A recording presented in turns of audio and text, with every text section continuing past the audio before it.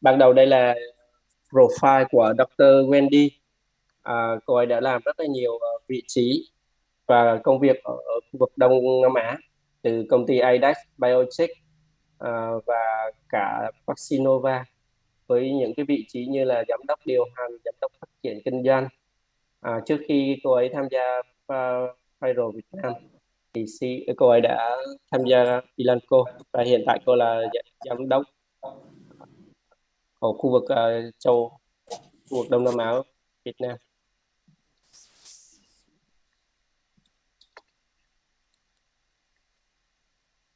Ok, xin mời Wendy ha. Hey, good morning everyone. Again, welcome to Phibro Chip Pack. Xin chào tất cả quý vị. Tôi rất vui mừng chào đón quý vị đến với hội thảo Chip Pack của Phibro. Hôm nay tôi sẽ trình bày với quý vị một số thông tin liên quan đến ngành công nghiệp chăn nuôi gia cầm ở châu Á sau đại dịch. Hôm nay tôi sẽ cập nhật thông tin về tình hình Covid. Sau đó là các cái tác động cũng như những cái thách thức đối với ngành công nghiệp chăn nuôi gia cầm do Covid gây ra. Sau đó dự báo về ngành công nghiệp chăn nuôi gia cầm và chúng ta sẽ phải làm gì trong thời gian tới. Như các bạn biết, quay trở lại tháng 12 năm 2019, ở Vũ Hán, Trung Quốc thì xuất hiện chủng virus corona mới và sau đó Tổ chức Y tế Thế giới đặt tên nó là COVID-19. Dịch bệnh bắt đầu bùng phát ở Trung Quốc và sau đó lan sang các nước châu Á. Và thông qua khu vực châu Á, dịch bệnh lan đến những châu lục khác và sau đó đến Mỹ. Và hiện nay, đại dịch xảy ra khắp nơi trên thế giới. Nó tác động rất nhiều đến lối sống của chúng ta, tác động đến chuỗi cung ứng thực phẩm, thách thức nền kinh tế, gây tổn hại nghiêm trọng đến sức khỏe của con người. Và đây là những cái thông tin về những tác động của virus. Và bây giờ tôi sẽ nói về tình hình Covid hiện nay như thế nào. So với 2,5 năm qua, số ca nhiễm Covid hiện nay vào khoảng 0,5 triệu ca mỗi ngày. Còn tình hình Covid ở Việt Nam thì sao? Việt Nam đã kiểm soát rất tốt đại dịch Covid trong 2 năm qua. Số ca nhiễm Covid hiện nay ở Việt Nam là vào khoảng 1.000 ca một ngày.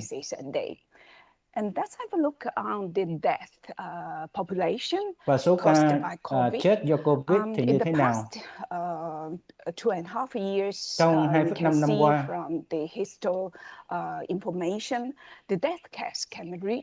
số ca chết có thể lên đến là 15.000 người mỗi ngày. Tuy nhiên hiện nay thì tình hình được kiểm soát tốt hơn. Và có khoảng 1.500 người chết mỗi ngày. Còn tình hình ở Việt Nam thì như thế nào? Trong vài tháng qua thì không có người chết do Covid. Một lần nữa, Việt Nam đã kiểm soát tốt dịch Covid trong nước. Và bây giờ tôi sẽ nói về những tác động và thách thức đến ngành công nghiệp chăn nuôi gia cầm do Covid gây ra. Chúng ta nói một chút về kinh tế vĩ mô.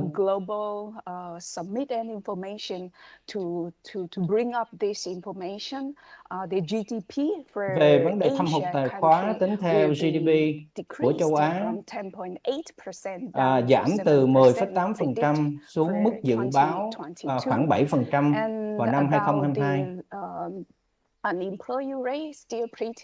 Và tỷ lệ thất nghiệp ở châu Á cũng khá cao vào khoảng 8%. Đây là những cái thách thức trên toàn cầu và cũng là những thách thức đối với khu vực của chúng ta.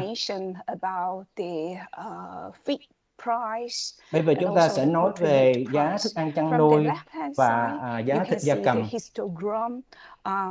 Ở hình phía bên trái, bạn thấy giá gia cầm giảm mạnh trong thời gian bùng phát dịch nghiêm trọng do chủng Delta. Và gần đây tăng dần lên do sự mở cửa lại nền kinh tế. Người dân hiện nay có thể đối phó và sống chung với Covid.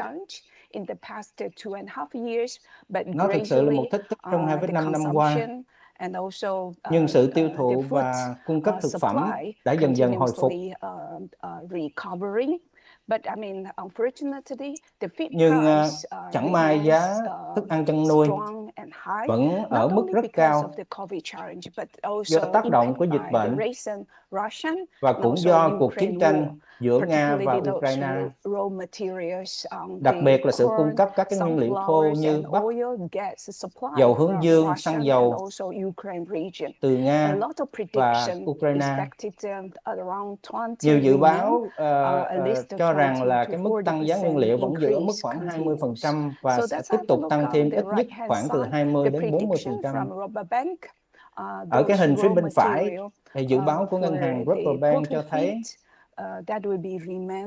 nguyên liệu thô đối với thức ăn gia cầm vẫn sẽ ở mức cao trong năm nay. Tuy nhiên, có một điểm tốt là khả năng tiêu thụ của người tiêu dùng tăng do các nước mở cửa trở lại. Ở châu Á thì hầu hết hiện nay các nước đã kiểm soát dịch tốt hơn. Sức mua của người tiêu dùng dần dần tăng trở lại. Đó là một điều tốt cho ngành công nghiệp chăn nuôi gia cầm.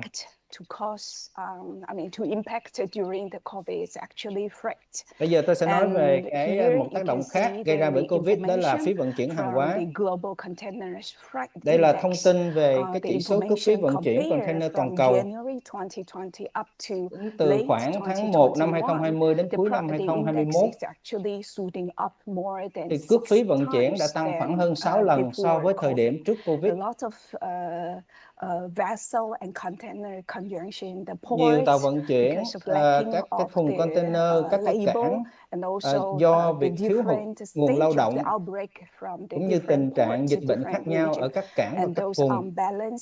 Thì tất cả những cái yếu tố này nó làm mất cân bằng cái khả năng vận chuyển. Và đây đúng là một đây là cái thách thức mà chúng ta phải gặp phải. Và cụ thể là cái chiến tranh giữa Nga và Ukraine thì làm cho cái chi phí xăng dầu sẽ tiếp tục tăng cao. Ở cái hình bên phải thì cước phí vận chuyển gia tăng ở các cái tuyến vận chuyển khác nhau. Đến khu vực châu Á, ví dụ vận chuyển từ Mỹ đến châu Á thì tăng hơn 5 lần. Cái phí vận chuyển từ châu Âu đến châu Á cũng tăng hơn và tăng khoảng 4 lần so với thời điểm trước Covid.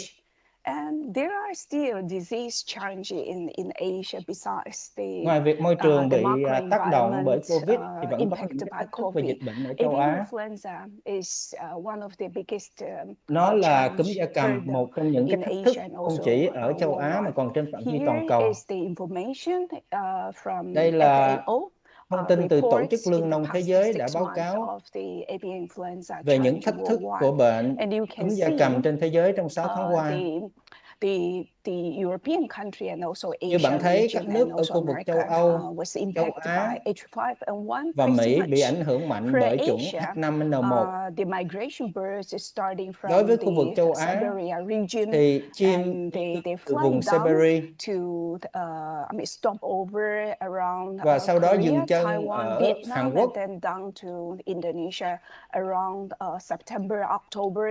Đài Loan, Việt Nam, Indonesia vào khoảng tháng 9 và tháng 10.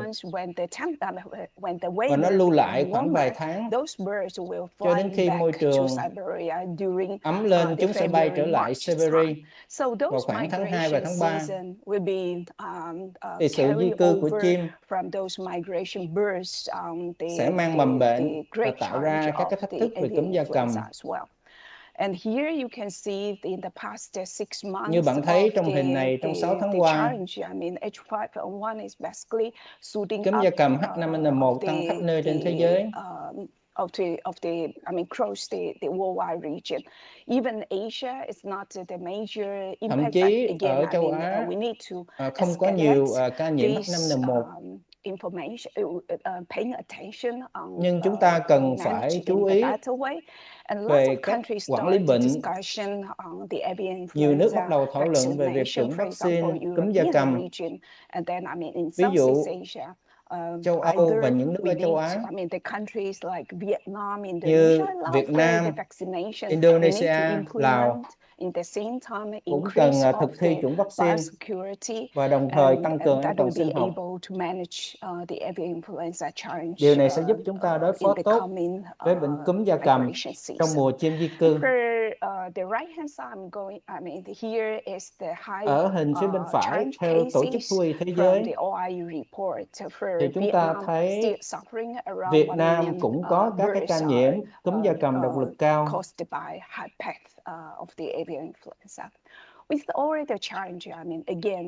Với tất cả những cái thách thức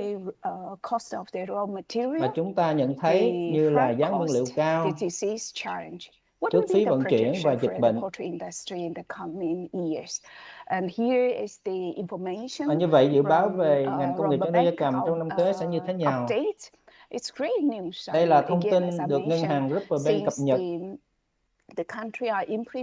Như tôi đã đề cập, những nước thực thi việc sống chung với Covid,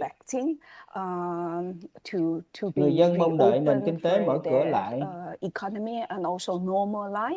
và cuộc sống trở lại bình thường, thì việc tiêu thụ thịt gia cầm dự báo sẽ gia tăng, đặc biệt trong năm 2022. Và việc thương mại thịt gia cầm sẽ tăng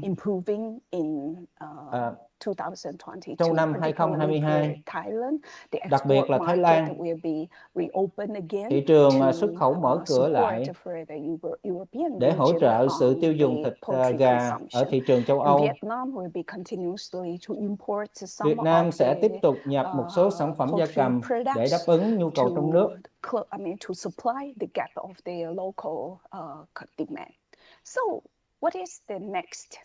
Vậy chúng ta sẽ làm gì trong thời gian tới sau khi gặp phải nhiều cái thách thức? Tôi muốn nói rằng nhiều người hay ngành công nghiệp nói về việc khám bệnh từ xa và những cái công nghệ mới, ví dụ như trí tuệ nhân tạo, các phần mềm để hỗ trợ việc chẩn đoán bệnh của bác sĩ thú y, hay đưa ra những cái công nghệ mà không cần sự tương tác trực tiếp quá nhiều ở trang trại, hoặc là có thể làm việc từ xa. Và thứ hai là việc xét nghiệm tại chỗ, như tôi đã đề cập, việc chẩn đoán từ xa, kê toa từ xa qua bất kỳ một cái công nghệ nào. Đó là lý do tại sao mà nhiều công ty gia cầm đưa ra nhiều cái công nghệ để hỗ trợ cái xu hướng này, hỗ trợ chẩn đoán từ xa và kê toa từ xa của bác sĩ thú y. Trong việc quản lý ngành công nghiệp gia cầm và sức khỏe vật nuôi,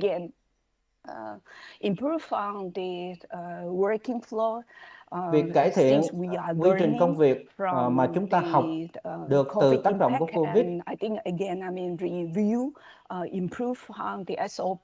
việc cải thiện hệ thống công việc tích hợp mà không cần tương tác quá nhiều ở trạm ấp hay ở trại thì rất quan trọng. Việc quản lý dữ liệu lớn cũng sẽ hỗ trợ rất nhiều cho ngành công nghiệp chăn nuôi gia cầm trong thời gian tới.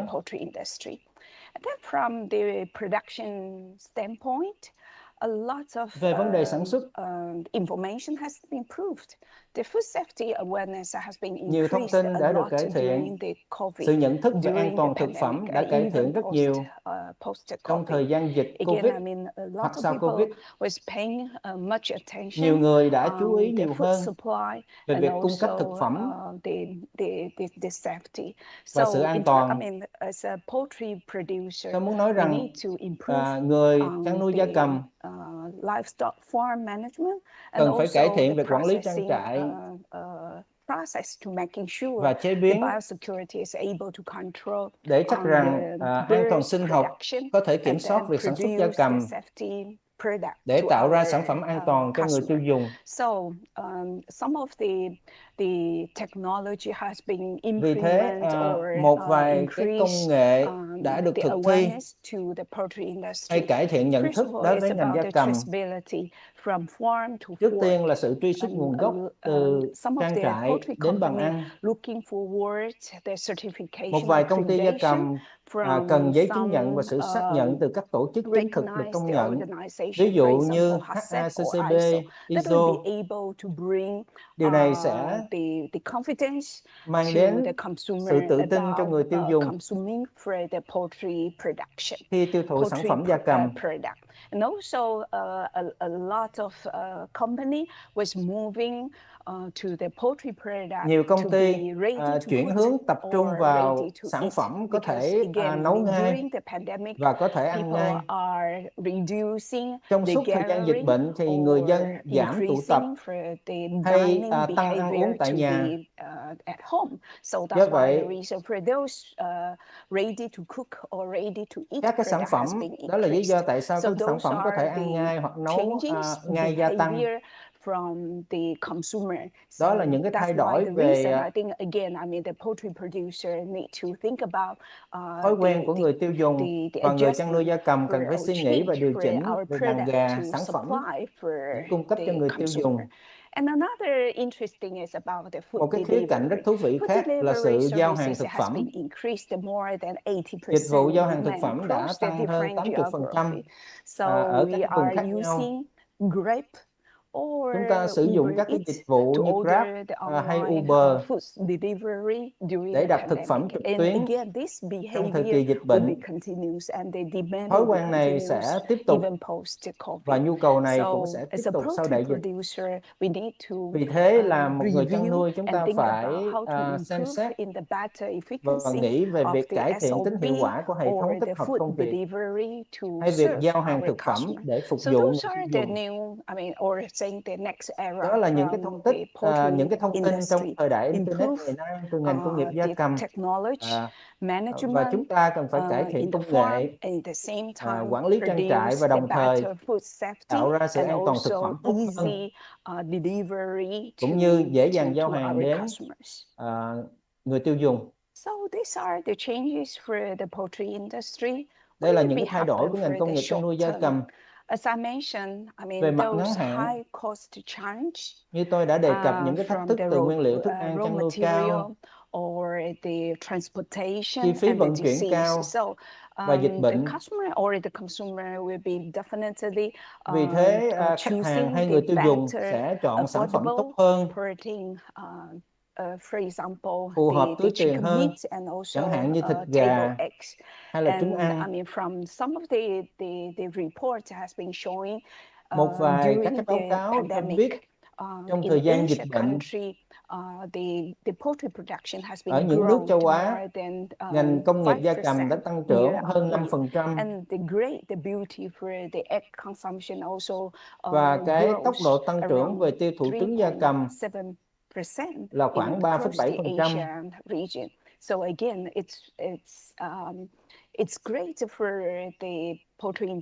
Đây là cái tin tốt vì ngành gia cầm vẫn tiếp tục tăng trưởng trong thời gian dịch bệnh.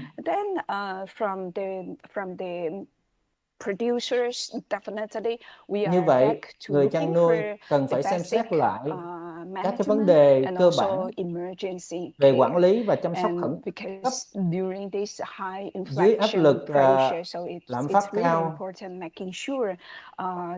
Nó rất quan trọng để bảo đảm rằng sản lượng sản xuất đủ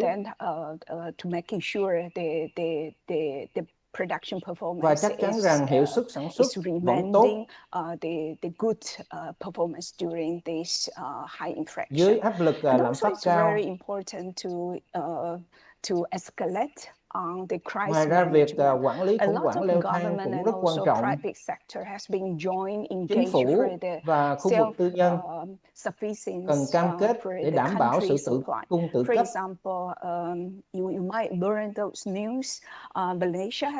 Ví dụ trường hợp của Malaysia. Malaysia đã ngưng xuất khẩu gà sang Singapore bởi vì chi phí nguyên liệu thức ăn chăn nuôi cao. Một số người chăn nuôi gia cầm không thể cải thiện nhanh để có thể hỗ trợ sản xuất sản phẩm gia cầm có lợi nhuận. Vì thế họ đóng cửa và sản phẩm sản xuất được giữ lại để tiêu thụ nội địa. Đó là lý do tại sao chính phủ Malaysia ngừng xuất khẩu thịt gà sang Singapore. Đây là cái vấn đề quản lý trong ngắn hạn.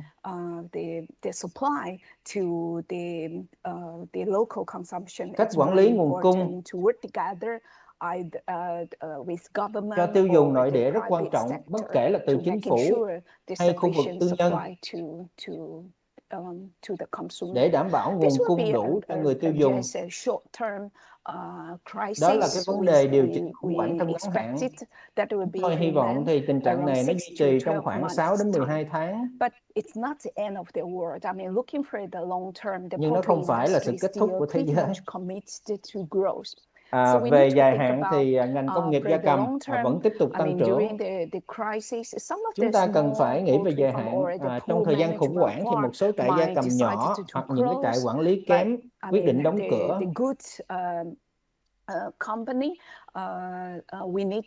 Tuy nhiên, một cái công ty hoạt động tốt thì cần nghĩ về tương lai để cải tiến và bước vào thời kỳ mới. Số hóa việc quản lý liên quan đến sản xuất và sản xuất thực phẩm.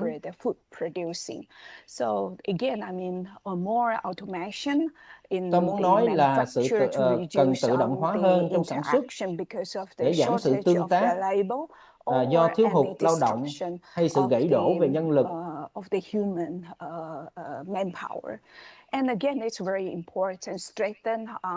Và quan trọng là cần tăng cường về tài chính, quản lý dòng tiền mặt, cách chọn sản phẩm và quản lý bệnh để cải thiện hiệu quả sản xuất,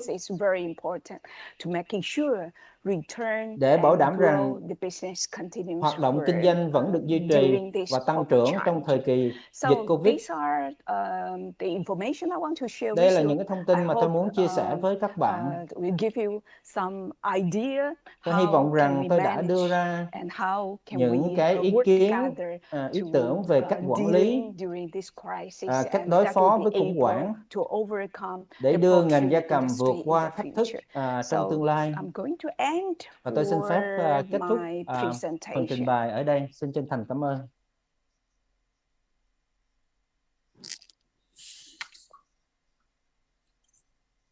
Xin cảm ơn quý khách hàng đã chú ý lắng nghe bài trình bày của Miss Wendy.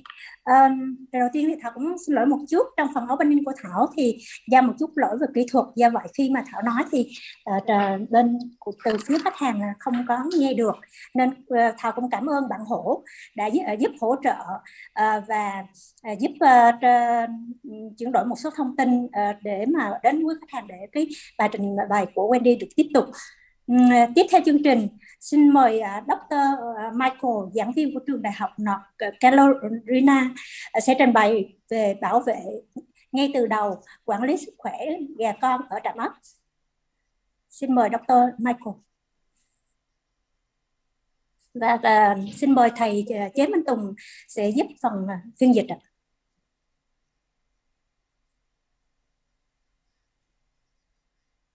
Hello, my name is Mike Wineland, and today xin chào quý vị, tôi tên là Mike Wineland. Hôm nay tôi sẽ trình bày với các bạn về chủ đề quản lý sức khỏe gia cầm ở trạm ấp. Sức khỏe và chất lượng của gà con có thể bị ảnh hưởng bởi nhiều yếu tố. Trước tiên là sự vận hành đàn gà giống thì nó ảnh hưởng đến chất lượng trứng mà chúng ta nhận được.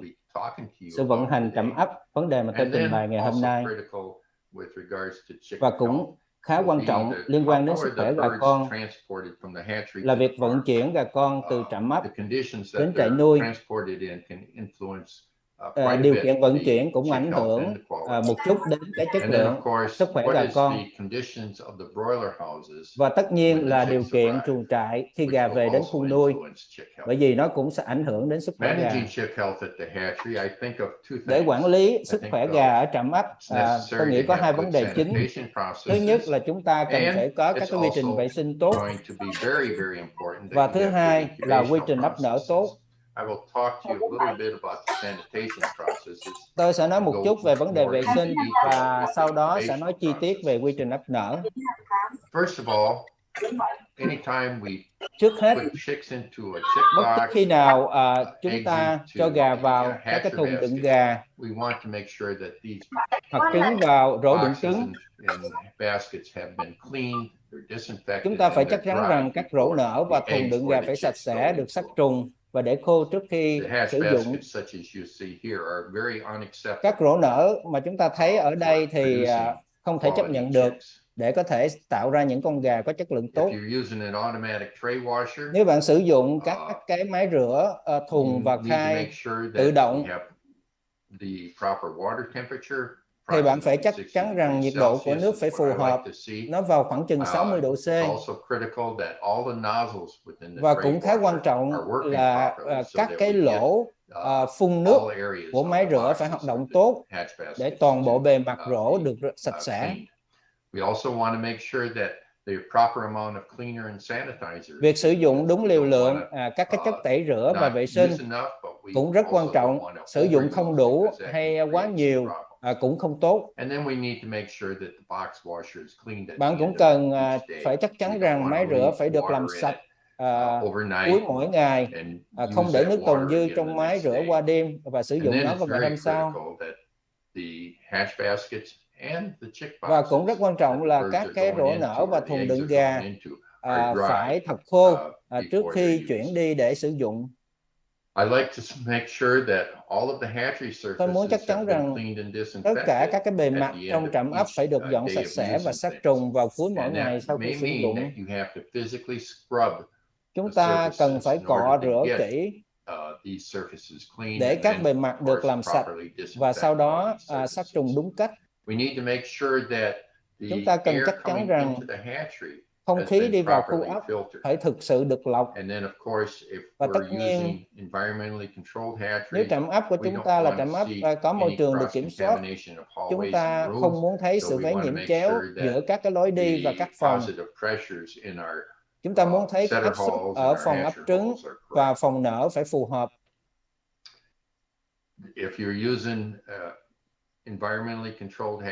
Nếu trạm ấp được kiểm soát môi trường, bạn sử dụng các cái thiết bị như HVAC hay các cái hệ thống làm mát bay hơi, bạn phải chắc chắn rằng không khí được lọc, không khí đi vào hay đi ra phải sạch.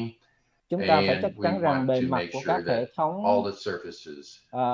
ống dẫn thì phải sạch. Tôi muốn hỏi bạn rằng bạn muốn cái lô trứng nào? Bạn thấy một cái lô trứng sạch, nhưng tôi đôi khi cũng gặp phải những cái lô trứng như thế này.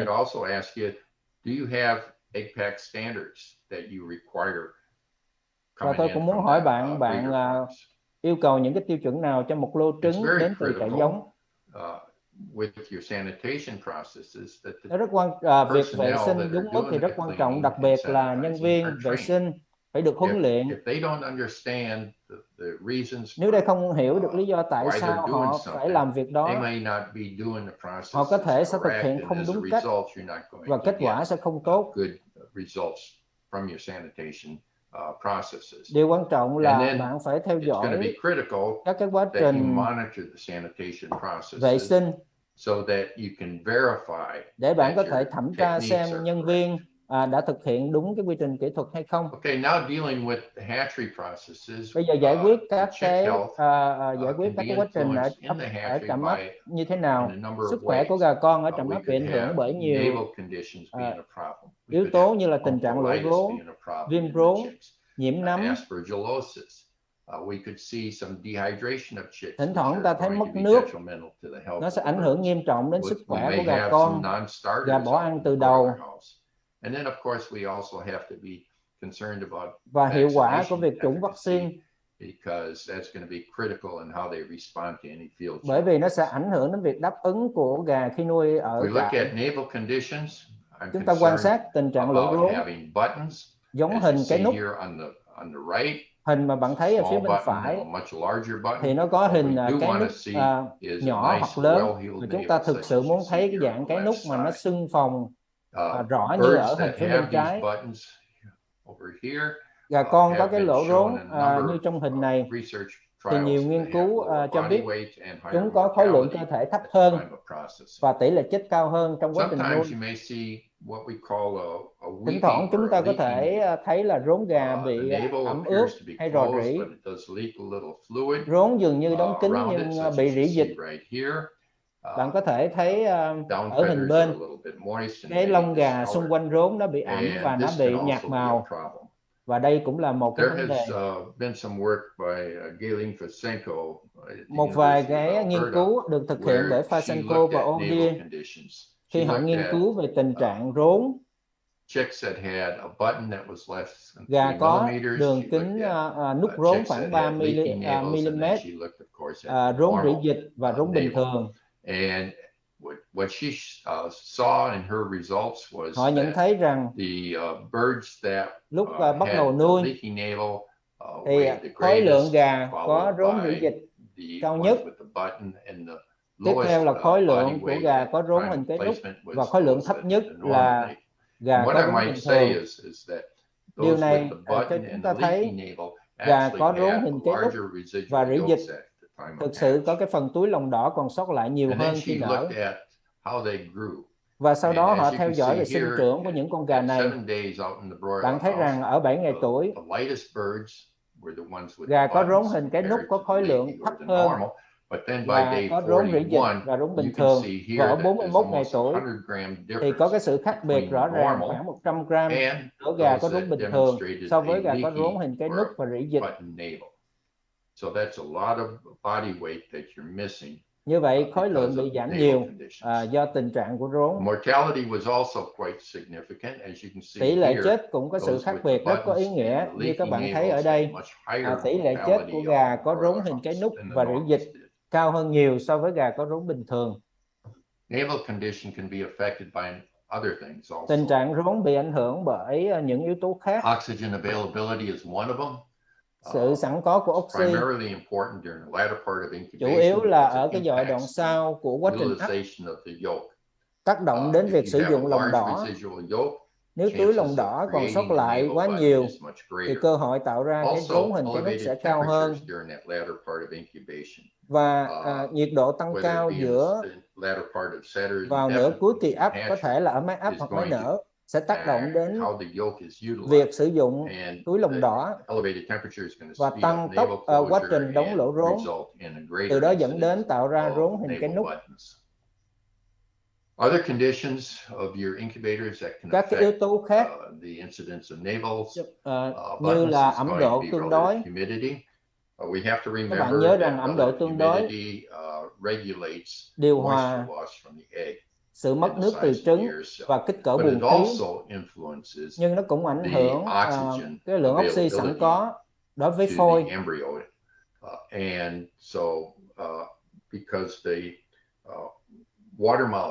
Bởi vì các cái phân tử nước sẽ chiếm lấy cái khoảng không. Nếu ẩm độ tương đối quá cao sẽ ảnh hưởng đến lượng oxy sẵn có, và do vậy ảnh hưởng đến sự phát triển của phôi. Chúng ta cũng quan tâm đến những cái vấn đề như trứng dẫn truyền thấp, nó ít trao đổi khí dẫn đến là ít mất nước hơn. I've seen problems with naval conditions where people have been fogging the eggs with a disinfectant. Và ngoài ra có vấn đề là việc phun sát trùng trứng. Có một số thành phần đóng các cái lỗ khí dẫn đến là ít mất nước hơn và ít oxy sẵn có cho sự phát triển của phôi. Ngoài ra, bảo quản trứng lâu cũng làm tăng cái nguy cơ tạo rốn có hình trái nút do lòng đỏ không được sử dụng đúng. Ngoài ra, tuổi gà giống tăng cũng làm tăng nguy cơ tạo ra rốn hình trái nút. Một cái vấn đề khác chúng ta quan tâm là gà bị viêm rốn thường là liên quan đến các cái vi khuẩn như Staphylococcus, Streptococcus và Proteus. Gà biểu hiện suy nhược với đầu gục xuống, chán ăn. Gà tụ lại gần nguồn nhiệt. Và chúng ta thường thấy tỷ lệ chết bắt đầu sau 24 tiếng kể từ lúc thả gà và đạt đỉnh vào khoảng 5 đến 7 ngày. Đối với gà bị viêm rốn, các bạn thấy là sự nhạt màu xung quanh rốn, túi lông đỏ bị viêm, có thể có cái mùi, mạch máu bị nghẽn và sưng phù dưới da.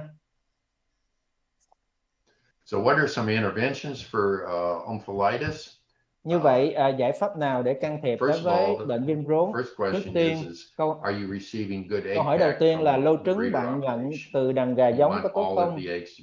Bạn muốn toàn bộ trứng trong tình trạng tốt và sạch, không sử dụng trứng đã ở trên nền, vì trứng sẽ bị bấy nhiễm.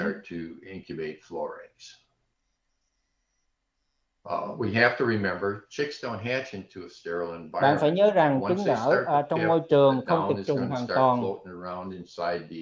Khi chúng bắt đầu khởi mỏ, thì lông cũng bay vào buồng nở, chúng mang vi khuẩn, làm tăng nguy cơ của vấn đề.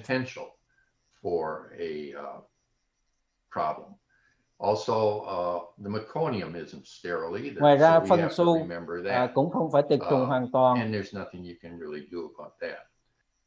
Rốn thỉnh thoảng cũng không đóng kín hoàn toàn khi gà nở. The navel isn't completely closed when the chick hatches, but it will close in time. So we want to make sure that our chúng ta phải chắc chắn rằng điều kiện ấp nở tốt nhất có thể để tạo thuận lợi cho lỗ rốn đóng kín. Các cái yếu tố khác góp phần làm tăng sự viêm rốn, chẳng hạn như trứng bị nứt, tạo điều kiện cho vi sinh vật xâm nhập. Bởi vì là chúng cần các cái dưỡng chất ở trong trứng.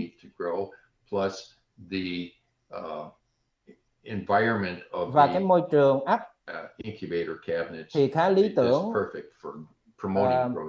cho sự phát triển của vi khuẩn. Như tôi đã đề cập với các bạn lúc đầu, bảo quản trứng lâu cũng dẫn đến sự co rút túi lông đỏ vào trong bất thường và đóng lỗ rốn kém. Bạn không muốn thấy những trứng như thế này phải không? Trong buồng máy nở khi gà nở ra, vì như thế sẽ không tốt cho sức khỏe của gà con.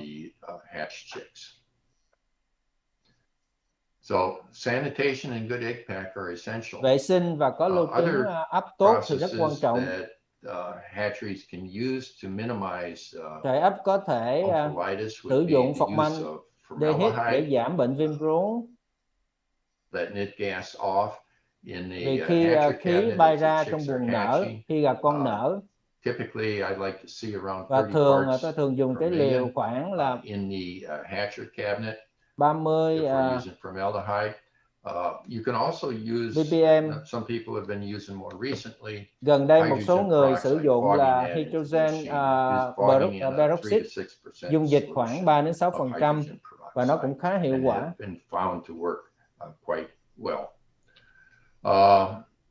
have to remember that once the chicks start Chúng to ta cũng hatch, phải the nhớ rằng bacterial load within the khi gà bắt đầu incubator nở cabinet is thì cái really số going lượng to vi start khuẩn to trong buồng increase. nở cũng Here sẽ you bắt can đầu see a gia tăng. slide that was monitoring Bạn thấy từ slide bacterial này, load. chúng tôi theo Right dõi here you số lượng vi have khuẩn pipping starting, and as you can see, the colony count is starting to tăng go dần up từ lúc gà khảy until mỏ cho đến the khi gà hatching nở. is complete. So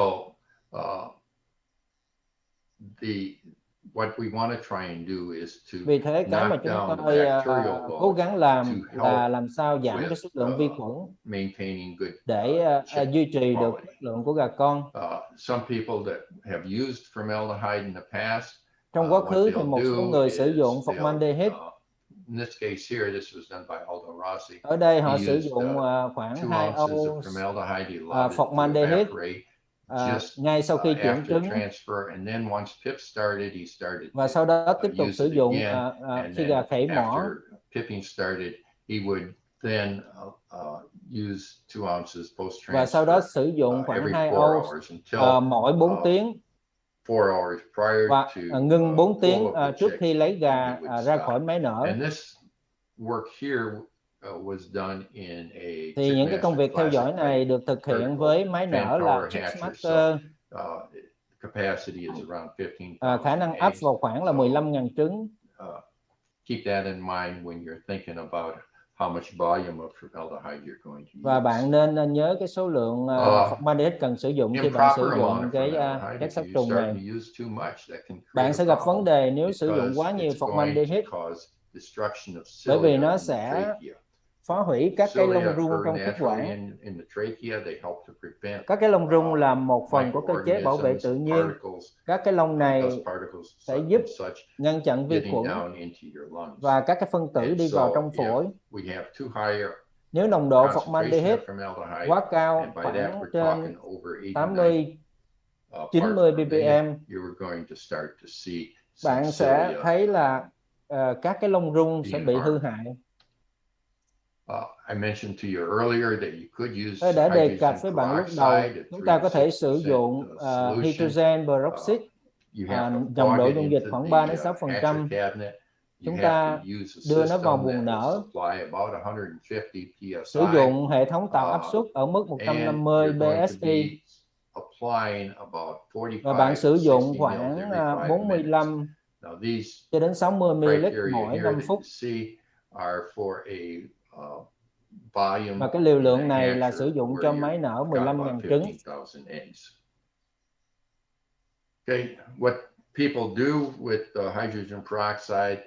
Khi sử dụng hydrogen peroxide, người ta thường vận hành máy nở khoảng 2-4 tiếng trước khi chuyển trứng. Cái này giúp vệ sinh buồng nở và vệ sinh các cái rỗ nở. Sau khi trứng được chuyển vào, máy nở vận hành lại cho đến khi gà nở và được lấy ra khỏi máy nở.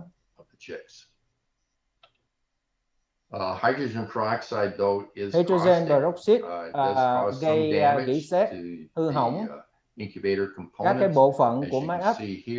Như bạn thấy ở cái hình phía bên trái, một vài sự hư hại trên nền xi măng do hydroxide gây ra, và rỉ sét kim loại ở hình phía bên phải. Gần đây thì có một số sản phẩm với công thức hiện nay người ta thêm vào một số thành phần vào cái dung dịch hydrogen peroxide để nó ít gây rỉ sét.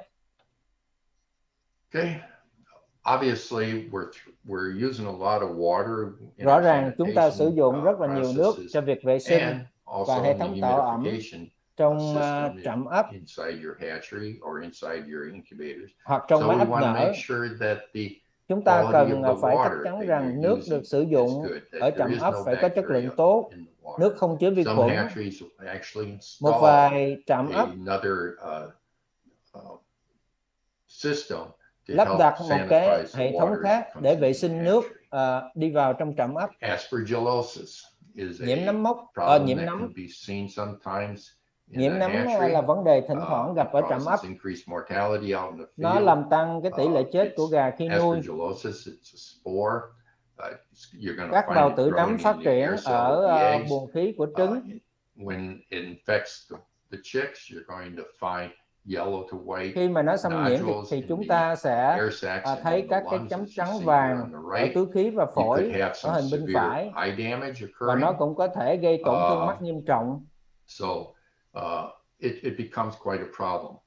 And the thing to keep in mind here is that the only time we Và seem bạn to nhớ have rằng a chúng ta problem with thấy trường hợp nhiễm aspergillosis nấm là khi cấu trúc vỏ trứng bị tổn thương. eggs have been compromised. The structure of the eggshell has been compromised, either by a crack in Có thể the, là do nó bị nứt vỏ, if you innovo it, hoặc là do chances of chủng ngừa trong having, trứng tạo nên. increased asper show up is there.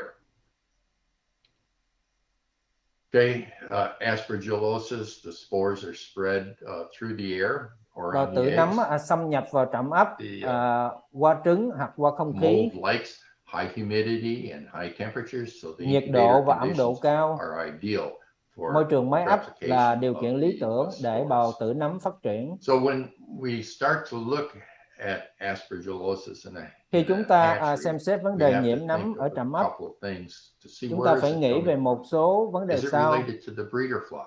Nó đến từ đâu? Do Nó I phải find từ it trại only gà in giống. certain breeder flocks? Nó chỉ If xảy I do, ra it's ở một probably số đàn farm gà giống. related.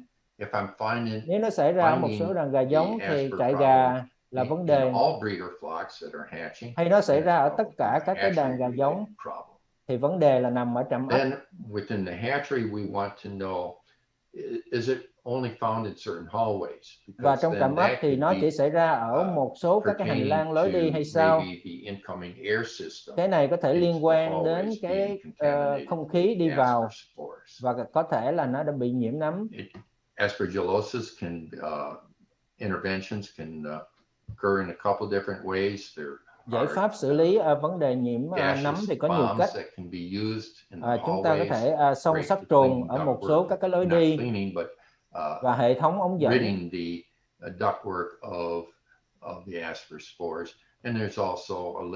Và chúng ta cũng có thể sử dụng chất sát trùng dạng lỏng. Một cái vấn đề khác mà chúng ta hay gặp phải ở trạm ấp là gà bị mất nước.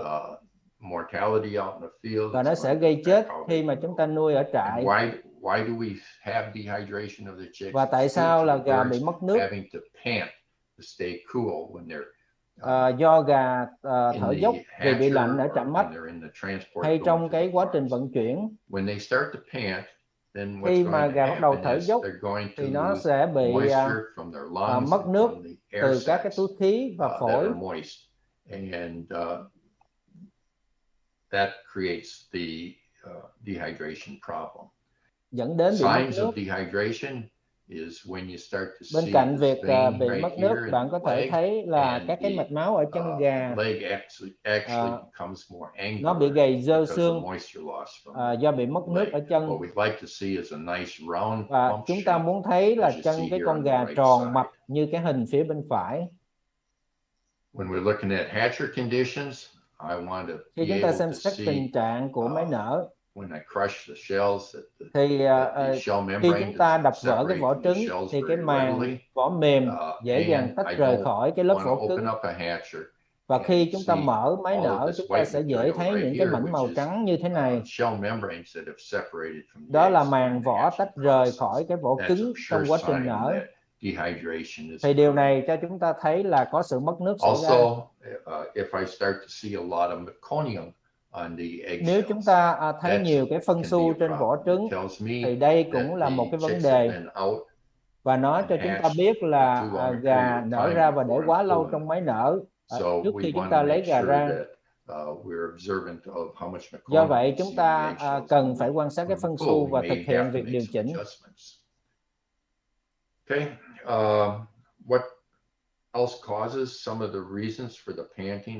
Một số các cái nguyên nhân mà gây thở dốc và hậu quả là mất nước có thể là do cái khoảng thời gian nở. then we're going to have Nếu trong cái khoang variation ấp in development of nó our không có chick, đồng đều, and as không a đồng nhất, có result, những vùng some are lạnh going to nóng be hatching earlier and thì some cái are going to sự be phát hatching triển later nó sẽ than biến others. động. Một số gà And sẽ nở so, sớm và một số gà sẽ nở it's muộn. very critical that we look to make sure that we have uniformity, Do especially vậy within the cần phải tạo cái môi setter, but trường đồng also nhất trong cái máy ấp within the và máy hatchery. nở. Okay, we could have too high temperatures. We could be hatching Chúng ta có thể the có chicks cái nhiệt and độ not dropping down the máy temperatures ấp to nở make là the birds cao. Chúng comfortable ta so có that thể they cho don't trứng panic. nở, nhưng là phải giảm nhiệt You độ have to để gà be được thoải using mái, step down không temperature gây thở dốc. profile in your hatchers Chúng ta to phải giảm help nhiệt keep the độ máy birds nở từ comfortable. từ So để how do cho you gà know what cảm thấy is thoải mái, và làm sao comfortable chúng for ta the biết birds?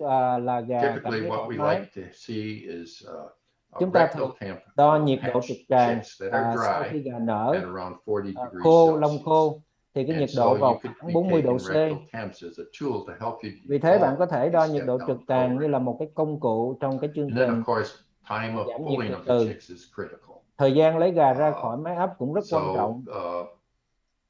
Sometimes when there's some variation within the Thỉnh centers, thoảng you có got vài some sự biến eggs that động are trong máy lagging nở. behind others, Có một số con nở and you're sớm, going to có have to một số make a con nở decision. muộn. Do vậy bạn phải Do I try quyết to định increase là my bạn hatch muốn tỷ lệ and nở leave cao the hatch baskets in the thì có thể hatchery for a để longer các cái period thai of nở time, trong máy or lâu do I hơn, try to maintain hay là bạn muốn and obtain duy trì good và quality có chicks gà by con đạt cái pulling chất lượng tốt. the chicks when they're actually ready and not allowing them to dehydrate because I'm Vì khi trying gà to nở thì achieve a chúng ta little có bit thể lấy greater gà ra khỏi hatch máy và percentage. không để chúng bị mất nước. Okay, here I'm taking rectal temperature. You can see right here. Trong hình này As I là told cái you, I cách want mà it to be around đo 40 degrees nhiệt Celsius. độ trực If tràng. we start Chúng ta to muốn get thân up nhiệt vào khoảng above 40 độ C. 41 degrees Celsius or Nếu nhiệt độ mà từ thereabouts, 40 độ C hoặc we're cao going hơn, to start to see a lot of bạn sẽ panicking thấy gà occur. bắt đầu mất nước. It's also critical when you're doing these rectal temps Khi that bạn you đo only nhiệt take độ dry thì cần phải chicks. chú ý If the chicks are wet or damp, gà con they're going mà to lông be nó phải actually khô vì cái gà nó bị ướt cooling thì down sẽ đo thân nhiệt because không of chính xác. evaporative cooling from the moisture from their down feathers, and you're not going to get a reliable rectal temps. So it's also critical that I think, anyways, that you check not only Chúng ta rectal không temps of the chỉ kiểm birds tra in the thân nhiệt của hatchery, gà but trong cái also phòng nở, in the chick mà processing còn kiểm room. tra trong phòng xử Make lý sure là that sau nở the để bảo đảm chick processing room has a cái môi good trường environment. xung quanh chúng You want to make sure that thích the hợp, room temperature is good. You nhiệt want to độ make sure tốt that you have good airflow around the và sự boxes luân chuyển không to khí remove tốt xung quanh that thùng heat gà that's being để given off gà by bài the thải bất chicks. nhiệt. We don't want to have air movement though that Chúng ta is không going muốn to là sự cause luân chilling chuyển of the không khí birds. mà nó làm lạnh gà cũng And như là làm as nóng I gà, made mention, we vì can các have cái thùng gà overheating đã maybe đặt because the boxes đặt are quá gần stacked too nhau. close together. Here on the left, you can see a Và chick ở hình bên room where trái, they have good airflow bạn around thấy là the có cái sự luân chuyển không chick khí boxes. phù hợp. Here on the right, you can Trong khi see cái hình bên these phải boxes are in thì a các cái transport thùng taking đựng the gà đặt birds quá to the gần nhau farm, khi vận but you chuyển, can see that there's no spaces không between the có các cái box khoảng không giữa các cái columns, thùng, and you're going to see some overheating of the chicks và bạn occurring. sẽ thấy And this is nó going quá to nóng create problems for you, và especially gà if you sẽ have gặp long vấn đề distances that you're having to khi được transport nuôi ở trại. the chicks to the farm. Okay, if you have dehydration, it's going to create a problem to be able to for the chicks to Nếu bị mất thermoregulate nước thì gà sẽ gặp phải vấn đề về điều hòa thân nhiệt. The birds that are dehydrated, Bạn sẽ thấy gà mất nước là nó sẽ đứng yên hay nằm yên một mình. And you're going to see that those rectal temperatures Và bạn thấy rằng cái nhiệt độ trực tràng của những con gà này thấp hơn cái mức tối ưu. Here's a trial that was done where trong một cái thí nghiệm mà chúng tôi kiểm tra cái thời gian giữ gà sau nở và đo thân nhiệt.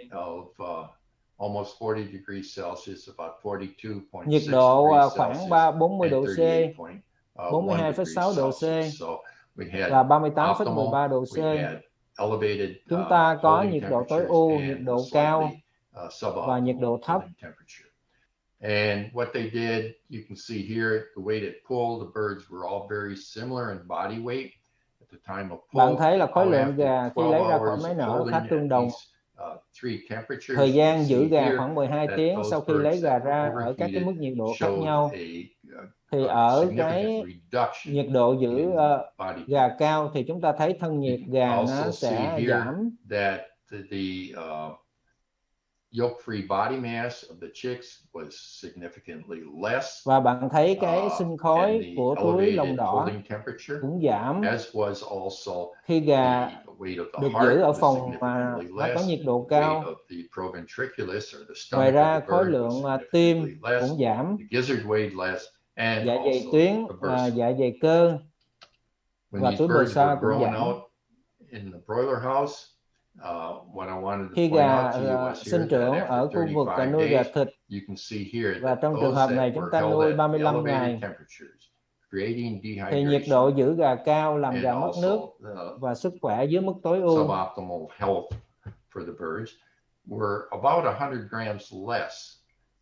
Và nó làm giảm khối lượng gà khoảng 100 gram khi so với gà giữ ở nhiệt độ tối ưu và ở nhiệt độ thấp. So another problem that can be the result of một cái vấn đề khác inadequate incubation processes can be non-starter. Do ấp nở không phù hợp là gà không ăn uống. Đó là những con gà không muốn ăn uống khi chúng ta thả gà vào chuồng nuôi. Chúng ta muốn gà ăn uống ngay sau khi thả gà để nó kích thích việc sử dụng túi lông đỏ.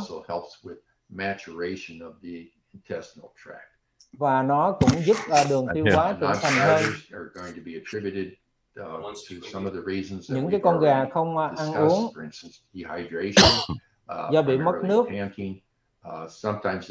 thì cái nguyên nhân là do thở dốc, thời gian nở kéo dài, low humidity in the incubators, especially during the cool season of the year.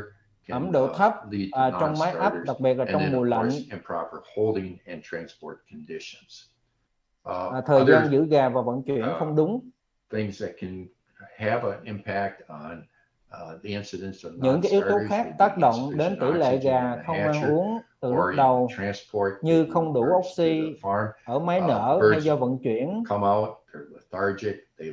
Gà nở ra rất là mệt mỏi, thiếu năng lượng và chỉ muốn nằm xuống.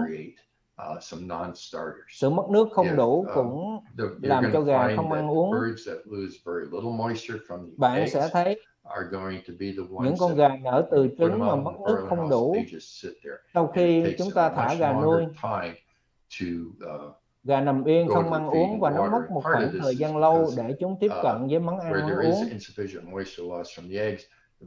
Có thể là do trứng mất nước không đủ.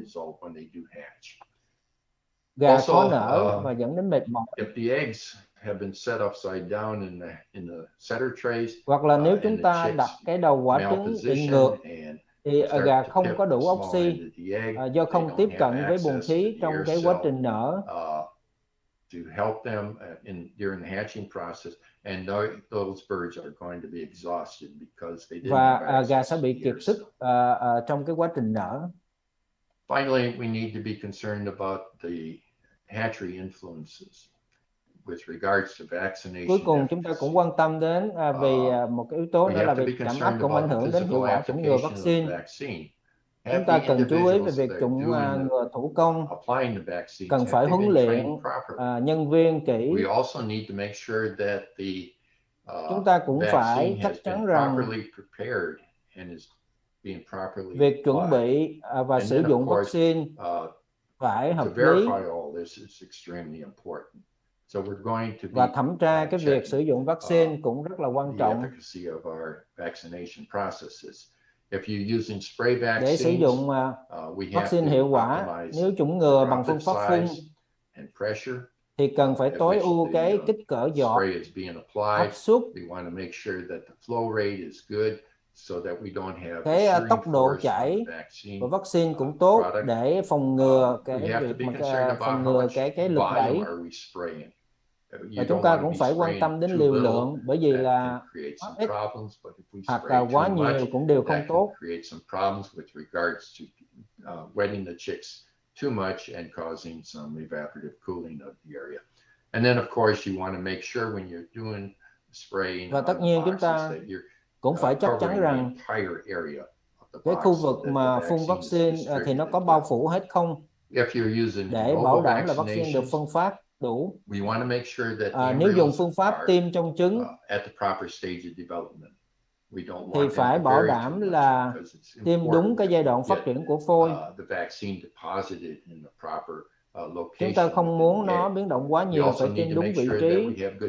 Phải chắc chắn rằng máy được vệ sinh sau mỗi đợt tiêm.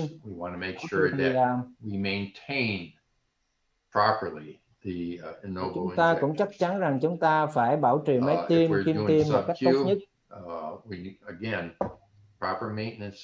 Nếu chúng ta tiêm dưới da thì một lần nữa thì cái việc bảo trì máy tiêm là rất quan trọng. Sử dụng máy tiêm thì cần chú ý đến cái áp suất không khí, bởi vì cái áp suất vượt quá sẽ làm tổn thương gà.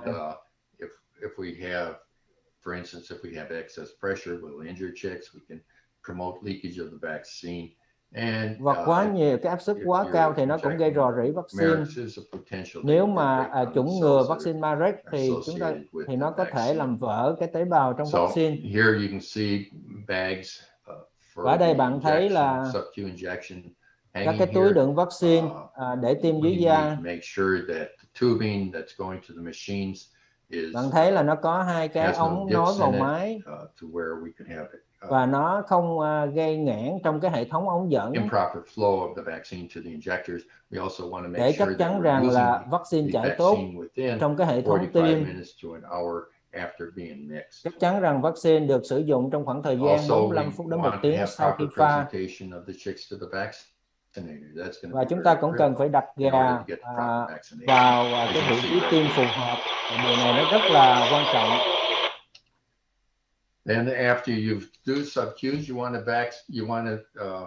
Nếu tiêm dưới da thì chúng ta cũng cần kiểm tra hiệu quả của việc chủng vaccine. Chúng ta muốn tìm thấy cái chỗ mà vaccine được tiêm vào. Và chúng ta cần phải thực hiện việc này trong vòng 15 phút sau khi tiêm để thấy thuốc ở cái chỗ tiêm. Bởi vì sau đó nó rất khó để thấy được cái with regards to these processes for vaccination, whether liên quan đến việc chủng vaccine trong trứng, dưới da hay là phun, bạn có thể tham khảo thêm thông tin trong thư viện của Học viện Phibro. Hatchery Influences vaccination efficacy Trạm thì ảnh hưởng đến hiệu quả chủng vaccine, bởi vì nó ảnh hưởng đến sự phát triển đầy đủ của một số cơ quan, chủ yếu là tuyến ức và túi bò xa. Ở đây bạn thấy sự phát triển của túi bò xa ở 7 ngày tuổi khi nhiệt độ ấp phù hợp. Trong khi ở cái hình bên phải bạn thấy khi nhiệt độ ấp cao thì các cái nang túi bò xa nhỏ hơn. Cái này nó sẽ ảnh hưởng đến đáp ứng của gà đối với vaccine. Ở đây bạn thấy cái hình của tuyến ức ở phía bên trái. Bạn thấy là tuyến ức bình thường ở ngày thứ 15 của giai đoạn ấp. Khi duy trì nhiệt độ ấp phù hợp. Ở cái hình phía bên phải thì tuyến ức bị ảnh hưởng khi nhiệt độ ấp cao. Và quả thật thường khi nhiệt độ ấp cao thì cũng làm cho việc định vị cái tuyến ức này nó khó khăn hơn. Và để kết luận phần trình bày của tôi thì chúng ta phải có được cái lô trứng sạch tốt, quản lý máy ấp tốt để phôi phát triển đầy đủ. Chúng ta cũng cần phải chú ý về quản lý các cái lối đi, vì môi trường và các lối đi cũng sẽ ảnh hưởng đến cái quá trình ấp trứng. Và tất nhiên chúng ta cần có cái quy trình vệ sinh tốt, thời gian giữ gà và điều kiện vận chuyển tốt. Và tôi rất sẵn lòng trả lời tất cả các cái câu hỏi của bạn. Xin chân thành cảm ơn. Xin cảm ơn phần trình bày của Dr. Michael và phần phiên dịch của thầy Tùng. Chúng ta sẽ nghỉ giải lao trong vòng 5 phút và sẽ trở lại vào lúc 10 giờ 30 với phần trình bày của Dr. Udi. Thank you so much, Dr. Michael and Dr. Tùng. Now we take this around 5 minutes and we'll come back at 10:30 with present by Dr. Udi. Thank you.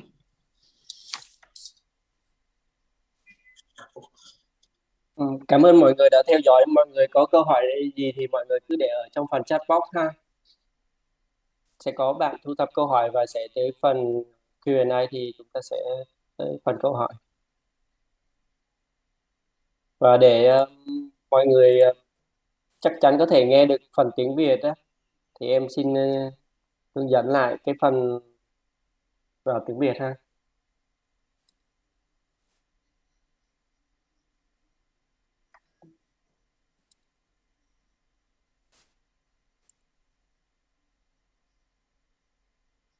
Mọi người trên màn hình có cái phần chọn điện thoại thì có cái dấu 3 chấm, mình sẽ chọn vô và mình chọn vô phần ngôn ngữ và mình chọn vô phần tiếng Việt ha.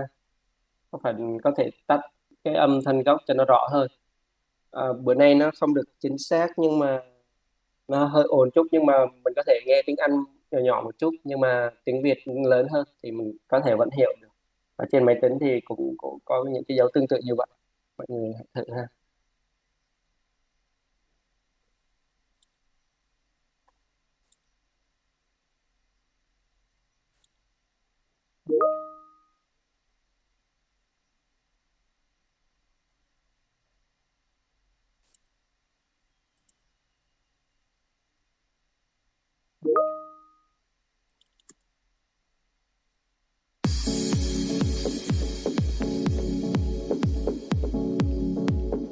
A growing human population and a larger middle class is accelerating the demand for animal protein. Poultry is one of the most important sources of animal protein for human nutrition, and it is expected to grow from its current level of 63 billion birds produced annually to 140 billion by 2050. A dedicated genetic selection program is shaping this poultry industry evolution. In addition to a large projected increase in the number of birds, today's chickens are bigger and grow faster than ever before. Changes aided by this genetic evolution are paired together with improvements in animal care, which includes a holistic new mindset in disease prevention. With chickens spending less time on the farm while reaching heavier weights, the need for a vaccination program that enables an earlier onset of immunity has arisen. Providing efficient, convenient hatchery vaccination has proven to be the best way to address all of these needs. Improving the working conditions for vaccination crews eases and speeds up the process, helping to minimize improperly vaccinated or non-vaccinated birds. Hatchery vaccination allows easier, controlled, and convenient vaccination, facilitates the chicken's manipulation and handling, and establishes an early and long-lasting protection. 5X Chick Pack is Phibro's solution for better immunized chickens in the hatchery. 5X Chick Pack is a smart hatchery vaccination program that provides a unique spectrum of protection, a strong and long-lasting protection to the flock, improves the bird's health and performance, protects against the 3 main poultry diseases: infectious bursal disease, infectious bronchitis, and Newcastle disease, and establishes an early onset of immunity. 5X Chick Pack includes the vaccines you already know and trust, such as 5X MB1, Nective Forte, VH plus H120, Tabic VH, and Tabic IB VAR. If you want to know more about 5X Chick Pack, contact your local Phibro representative and technical service team.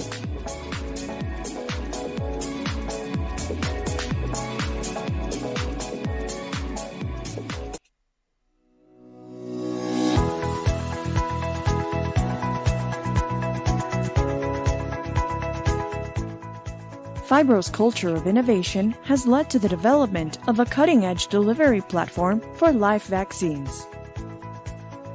we have created and patented TABIC technology, which replaces the traditional glass vaccine vials for effervescent tablets that are easy, convenient, and safe.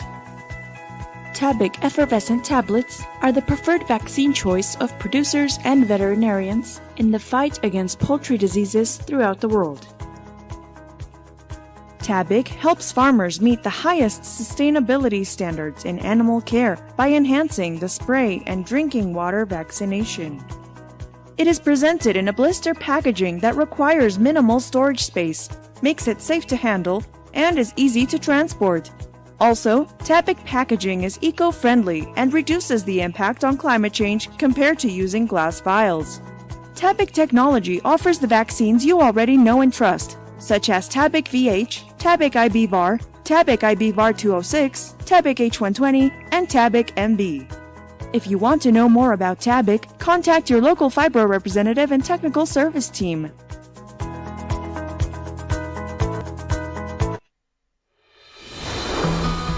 We are Phibro, and we know what it takes to raise healthy food-producing animals.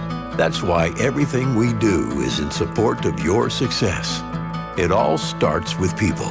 From our best-in-class manufacturing facilities to your local representative, our people are committed to helping your animals and your business thrive. With our robust product development system built on teams of scientists, PhD nutritionists, and veterinarians, at Phibro, we're always looking for new ways to provide even more advanced solutions so we can help you advance your operation.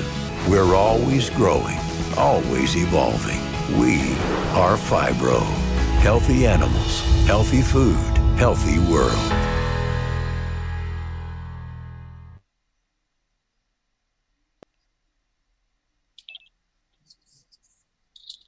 Xin cảm ơn quý khách hàng đã trở lại cái phần hội thảo. Tiếp theo chương trình xin mời Dr. Udi, Giám đốc dịch vụ kỹ thuật toàn cầu Phibro sẽ trình bày về chiến lược thiết thực để đối đầu với áp lực từ dịch bệnh trên gia cầm, giải pháp Phibro chích bắt từ trạm. Xin mời Dr. Udi. Good morning, ladies and gentlemen. Today I will introduce to you 5X Chick Pack. This is Phibro's Hatchery Vaccination Solution for Chickens. Giải pháp 5X Chick Pack đó là giải pháp vaccine tại trạm ấp của Phibro. Hatchery vaccination is done by spray, by eye drop, by subcutaneous injection to day-old chicks, or by in-ovo injection at 18.5 days of incubation to chick embryos. Why hatchery vaccination is so promising? Why do we do it? So first of all, it is very, very accurate, since you are giving each chick exactly the dose that you want him to get. It allows you to control all your chicks' vaccination without counting on what happened or did not happen on the farm.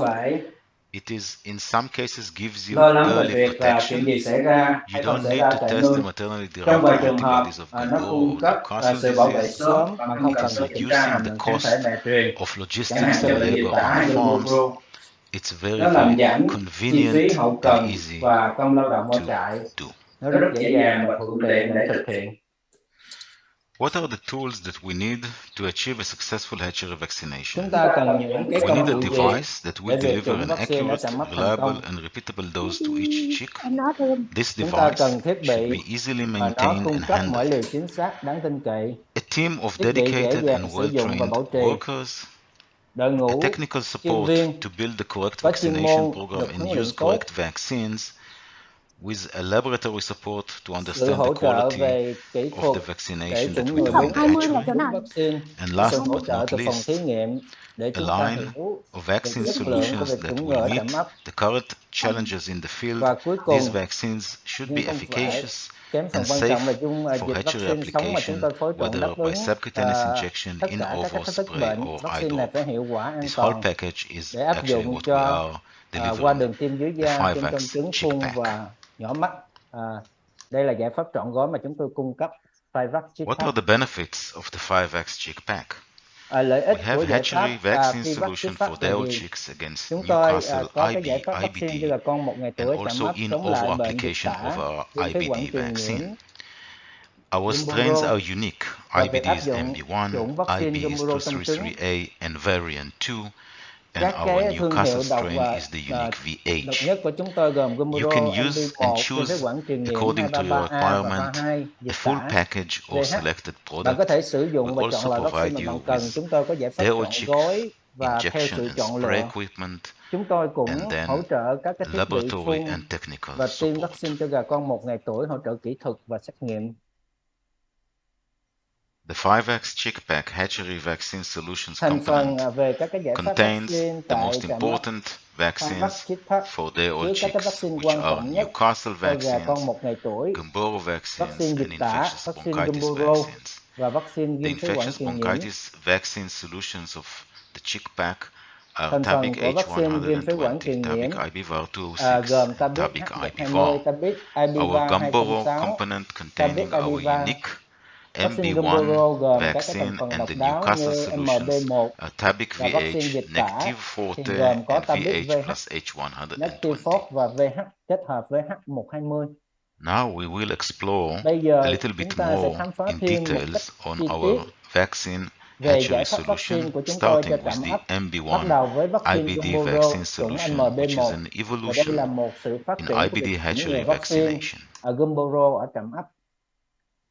MB1 vaccine strain is a Vaccine live chủng naked Gumboro virus containing the MB1 MB là vaccine strain Gumboro sống chứa that is chủng adapted MB1 for in-over phù or hợp để subcutaneous tiêm injection trong in trứng the và dưới hatchery. da ở trạm ấp. It's not an immune complex and it's not a Nó vector. không phải là It's a vaccine new phức hợp hay technology. vaccine vector, It nó là một provides vaccine công nghệ early mới. individual onset of Nó tạo immunity. miễn dịch cá As the thể virus và of sớm. the vaccine is released Virus trong individually vaccine được giải according to the phóng maternally derived phù antibody hợp ở of từng cá each thể chick. theo mức kháng thể mẹ A truyền. single dose of this Một liều vaccine, whether đơn in được ovo tiêm dưới or da ở by trạm ấp subcutaneous injection in the hatchery hoặc trong will trứng provide sẽ a tạo broad ra spectrum and uniform sự bảo protection vệ phổ for rộng the life và đồng đều of đối this với đời chick, sống của gà con. and it is used in broilers, Nó breeders, được sử and dụng layers. cho gà thịt, gà giống và gà đẻ.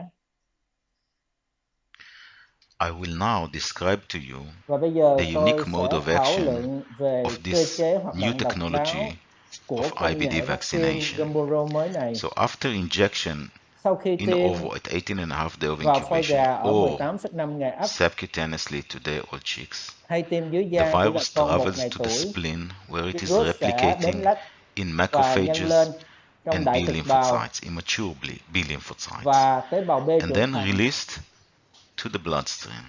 và được giải phóng vào However, the máu. maternal immunity of the chick will Tuy nhiên, prevent this kháng thể virus mẹ from truyền sẽ ngăn replicating in cản the việc bursa. nhân lên của When virus these ở túi maternally mật xa. derived antibody levels Khi kháng thể mẹ decreases truyền below giảm the xuống, threshold ít nhất là thấp hơn of mức the độ của vaccine, the vaccine is free virus to vaccine replicate sẽ nhân lên and tự do create the immunity, the active immunity và tạo against miễn dịch chủ Gumboro động exactly chống like lại any virus other Gumboro, live vaccine. chính xác giống như những cái vaccine sống khác.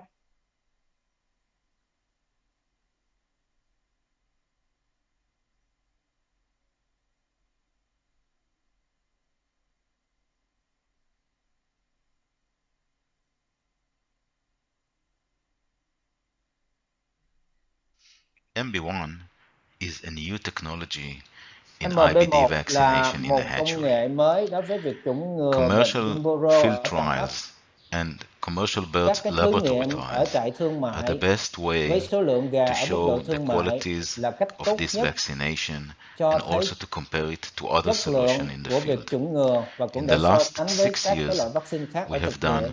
50 recorded Trong 6 năm qua, chúng tôi đã trials tiến hành 50 thí nghiệm with với 56 million MB1 56 triệu vaccinated gà birds được tiêm vaccine compared to other MB1 56 so với million 56 triệu con birds gà vaccinated khác with other được chủng các cái vaccines. loại We have vaccine khác. compared Chúng MB1 tôi so to sánh 9 different MB1 competitors, và 9 loại including vaccine khác, vector vaccines, immune bao gồm complex vaccine, vaccine phức and hợp, vaccine live vaccine vector on the farm. và In vaccine all the sống ở trials, trại. we showed that a single dose of Tất cả MB1 các cái thí nghiệm cho thấy provides chỉ protection that chủng is một liều earlier vaccine and better MB1 đã bảo vệ than gà all sớm the hơn và other tốt hơn solutions. so với các cái loại vaccine khác.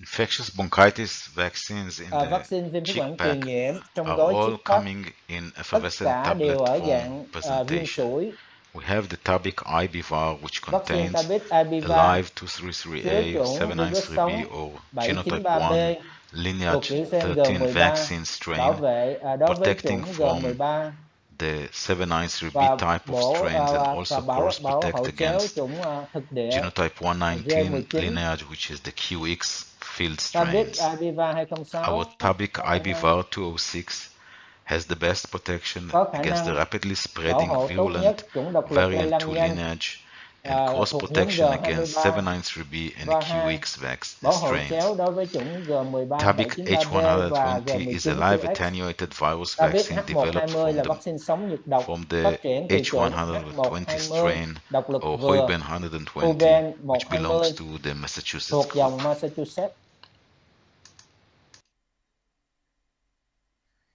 Infectious bronchitis field strains Chủng tend to change viêm rapidly. phế quản truyền It's a nhiễm thực địa coronavirus. có xu hướng So biến it đổi is nhanh. important to test Do the vậy cần protection thiết phải ability kiểm of the tra available sự vaccines hiệu quả của các vaccine against sẵn challenge có đối with the với các cái current chủng gây field bệnh strains that ở you thực have địa hiện today. thời. These trials are done in Thí SPF nghiệm này birds, được in thực hiện trên isolators, những cái in con gà research or SPF other và gà không university mang mầm bệnh facilities. ở khu vực gây Here bệnh I biệt lập của present trường you đại học. such a trial Và that we tôi did trình in bày Chulalongkorn với University các bạn kết by quả nhưng ở Professor trường đại học Liwat. Chulalongkorn We have bởi giáo vaccinated sư birds Liwat. with a variant vaccine, Chúng tôi chủng ngừa gà bằng IBVAR vaccine biến chủng 233A at day IBVAR 1, followed ở 1 by ngày tuổi another và sau vaccination đó of chủng vaccine H120 H120 at day 10, ở 10 and ngày then we tuổi challenged the bird at và sau đó 28 gây days bệnh of cho age gà ở against ngày tuổi local 28 QX bằng chủng Thailand QX địa strain. phương Thái Lan. And if you look at the tables below, you can see Nếu that the bạn birds xem were kết quả protected từ bảng phía from dưới, shedding, bạn sẽ from thấy vaccine bảo ciliary hộ gà qua việc bài movement, thải, and từ hoạt the động di chuyển của histopathological các lông scoring đun were great. hay là sự And tổn therefore, we thương. can safely say Và do vậy chúng tôi that tự Tabic tin để nói IBVAR rằng vaccine 233A IBVAR vaccine có thể bảo can hộ cross chéo protect đối với against the chủng local QX địa phương QX field strains that mà you các see bạn today in thấy Asia. ở châu Á. In another laboratory trial that we did Ở in một Hungary, cái thí nghiệm we khác được compared thực hiện tại Hungary, Tabic IBVAR 206, chúng tôi so sánh vaccine 793B, Tabic IBVAR 206 196 strain, với and the vaccine QX vaccine strain 793B against 196 challenge with the QX QX ở local gà bị strain gây in bệnh với Europe. chủng QX thực địa châu Âu. These birds were vaccinated at Những day con gà 1 này and được chủng 14, ngừa ở 1 ngày and they tuổi were và 14 challenged ngày at tuổi và bị 22 days of bị age. công cường độc ở And as 22 you ngày can see tuổi. from the table, the Và chúng Tabic ta thấy từ IBVAR cái bảng này, 206 Tabic IBVAR provided the same protection tạo ra against sự bảo challenge hộ with chống lại chủng QX QX tương tự as như vaccine the QX QX và tốt vaccine hơn nhiều so với and much vaccine better chủng than the 196. 196 strain. So both Tabic Cả hai IBVAR vaccine and Tabic Tabic IBVAR IBVariant và 2 are an IBVAR2 excellent và candidates to VAR2 protect from QX là những cái vaccine field xuất sắc giúp viruses. bảo vệ đối với chủng virus Summary of the QX thực địa. benefits of Phibro infectious bronchitis Tóm tắt Hatchery lại những lợi ích solutions. từ So giải it's the pháp widest vaccine range viêm phế quản against the truyền nhiễm current của IB Phibro ở field trạm strains that you see thì today. vaccine bảo hộ phổ It rộng is nhất đối với applied chủng by virus spray viêm or phế eye quản truyền drop nhiễm from thực 1 địa. day of age Nó có thể được sử to dụng bằng cách chicken phun hoặc mũi broilers, ở gà pullet 1 ngày layers, and tuổi, pullet cho gà thịt, breeders. gà đẻ và gà It giống. can be simultaneously applied with Nó other có thể hatchery được sử vaccines, dụng for đồng example, thời với các Newcastle loại vaccine khác ở trạm VH live như vaccine or vaccine MB1 dịch tả injectable VH, IBD vaccine. vaccine Gumuro It is MB1. presented in freeze-dried, Nó quickly được cung cấp dissolved ở dạng viên effervescent sủi tablet đông form khô, with minimal nó hòa storage tan volume, nhanh, lightweight, easily khối lượng transported, nhẹ, eco-friendly dễ bảo packaging, quản, dễ vận a chuyển unique và đóng gói thân thiện với innovation môi of trường. Phibro. Và đây là một cải tiến độc đáo của Phibro. 5X Chick Pack Giải Newcastle pháp vaccine solution, a 5X proven Chick Pack. solution for Newcastle disease Đây là giải protection. pháp được chứng minh bảo hộ tốt And bệnh all dịch tả. of our vaccines Tất cả are vaccine của tested chúng in tôi challenge đều trial được thử against nghiệm genotype đối 7, với which is the chủng most G7. important Đây là virulent chủng thực Newcastle địa field độc lực strain quan trọng today nhất ở nhiều in vùng trên thế many giới, parts of the bao world, gồm including Southeast Asia. cả khu vực Đông Nam We Á. have inactivated Chúng vaccine, tôi có cái live vaccine chết, vaccine, vaccine sống single ở dạng đơn. entity and a double entity live Đây là ở vaccine dạng combined kết with hợp. infectious bronchitis. Phibro Newcastle vaccines Vaccine are dịch based tả on the của VH Phibro strain. dựa trên The chủng VH strain was isolated in Chủng Israel VH được phân lập and tại cloned. Israel This và được strain nhân dòng. belongs to genotype 2 Chủng này thuộc and it nhóm is G2, lentogenic, almost thuộc chủng asymptomatic type of Độc lực vaccine. yếu hầu như không If you gây look triệu at the chứng chart bệnh. on the Nếu left bạn side, nhìn you cái can see hình that phía bên VH trái, has the bạn sẽ lowest thấy chủng VH có chỉ số gây ICPI, bệnh intracerebral pathogenicity ICPI index, thấp nhất. among a few different Nó khác other các chủng khác vaccines, và do and vậy therefore it is very suitable for do vậy nó day-old rất là phù hợp để vaccination chủng cho gà of con chicks 1 in ngày the tuổi hatchery. ở trạm mắt. The VH clone is a well-known clone Chủng used for VH more than nhân dòng 30 được viết rộng years rãi và in được the sử dụng field trong khoảng gần in 30 năm Israel, Asia, ở Africa, Israel, châu East Á, Europe, châu Phi, Europe, and Đông Âu, Southeast châu Asia. Âu và Đông Nam Á. Phibro Live Newcastle vaccine Vaccine solutions are sống của Tabic Phibro VH đối với and bệnh dịch tả VH gồm Tabic combined VH with H120. và VH kết hợp với H120. VH strain is a genotype 2 Chủng strain VH là chủng cloned thuộc nhóm G2 in Phibro long time ago. được nhân It has a dòng proven bởi protection for Phibro virulent cách đây khá lâu. genotypes Nó được chứng minh có thể 2, bảo hộ tốt 4, đối với các cái 5, chủng độc lực 6, thuộc nhóm and 7. G2, 4, 5, It 6 is và a 7. respiratory type Newcastle Nó là vaccine vaccine dịch tả with a hứng hô very hấp low với chỉ số ICPI, ICPI rất thấp, 0.15, and it has a 0,15, very mild post-vaccination reaction. với phản ứng It is vaccine recommended sau to tiêm use rất from nhẹ. 1 day of age Nó in được khuyến broiler cáo sử chickens, dụng pullet ở layers, gà and pullet 1 ngày breeders. tuổi cho gà It thịt, can gà be đẻ và gà applied giống. by Nó có thể được sử spray, dụng drinking ở dạng water, phun or eye drop, hoặc nhóm and mắt simultaneously applied và có thể sử with other dụng đồng hatchery thời vaccines với like các cái loại injectable vaccine MB1. khác như là The vaccine VH MB1, plus H120 vaccine VH is a kết live hợp với attenuated H120 là freeze-dried vaccine in sống ngược độc vials đông khô of VH phòng plus bệnh H120 dịch tả và virus bệnh truyền combined nhiễm in từ the chủng right VH và balance for H120. Newcastle and Nó được bronchitis phối trộn protection ở dạng for cân 1 day đối of age. để chủng cho gà 1 ngày tuổi. The Newcastle vaccine solution of the chickpea Giải pháp contains vaccine also dịch tả inactivated Newcastle chúng vaccine tôi cũng có called vaccine Nective chết gọi Forte. là Nective Forte. Nective Forte is inactivated Đây oil là emulsion vaccine vaccine chết nhũ dầu developed phát from the triển từ genotype 2 chủng nhân dòng VH VH clone strain presented thuộc in nhóm 500 ml G2 bottles. ở dạng chai It 500 has a ml. proven protection for virulent Nó được genotypes chứng 2, minh là có 4, khả 5, năng bảo 6, and hộ tốt 7. đối với các cái chủng độc It is lực thuộc nhóm highly G2, 4, 5 và concentrated 6, vaccines. We have 4, 5, 6, 7. 100 PD50 Nó in chứa nồng độ rất cao, khoảng 0.1 100 ml, PD50 and it is trong recommended 0,1 for ml. 1 day of Nó age được khuyến injection cáo of sử dụng để tiêm cho 0.1 gà to con 1 ngày 0.2 tuổi với ml liều từ volume. 0,1 đến 0,2 Nective ml. Forte has a long-lasting Nective Forte immunity and it is tạo protecting miễn dịch chicks kéo dài. in Nó bảo vệ Africa, gà ở Middle châu East, Phi, Europe, Trung East Đông, Europe, châu Asia, Âu, and Đông Âu, Southeast châu Asia. Á và Đông Nam Á. All the batches of Nective Forte Tất cả are các tested cái lô against vaccine thì challenge đều được with kiểm genotype tra 7 thử nghiệm khi field gây bệnh strain. cho gà chủng độc lực ở thực địa thuộc nhóm G7. What is the meaning that Nective Forte have 100 Nective Forte PD50 in 0,1 0.1 ml? So ml chứa 500 PD50 is PD50 có nghĩa là gì? protective dose PD50 50. là liều The bảo hộ volume of 50, vaccine tức that là liều protects vaccine bảo vệ được 50% of the 50% challenged gà nhiễm virus. birds. And therefore it is testing protection and Và it is do testing vậy nó kiểm protection tra of sự the bảo vaccine hộ của after vaccine sau khi inactivation. bất hoạt. It's not antigen Nó content, it is không protection. phải là liều kháng How do nguyên we do it? mà nó là sự bảo We hộ. are starting Chúng to tôi thực dilute hiện nó như the thế nào? vaccine Chúng tôi pha loãng and vaccine vaccinate và birds chủng ngừa cho and gà. then challenge them Sau until đó we are chúng tôi gây getting to bệnh cho gà 50% cho đến khi đạt mức protection.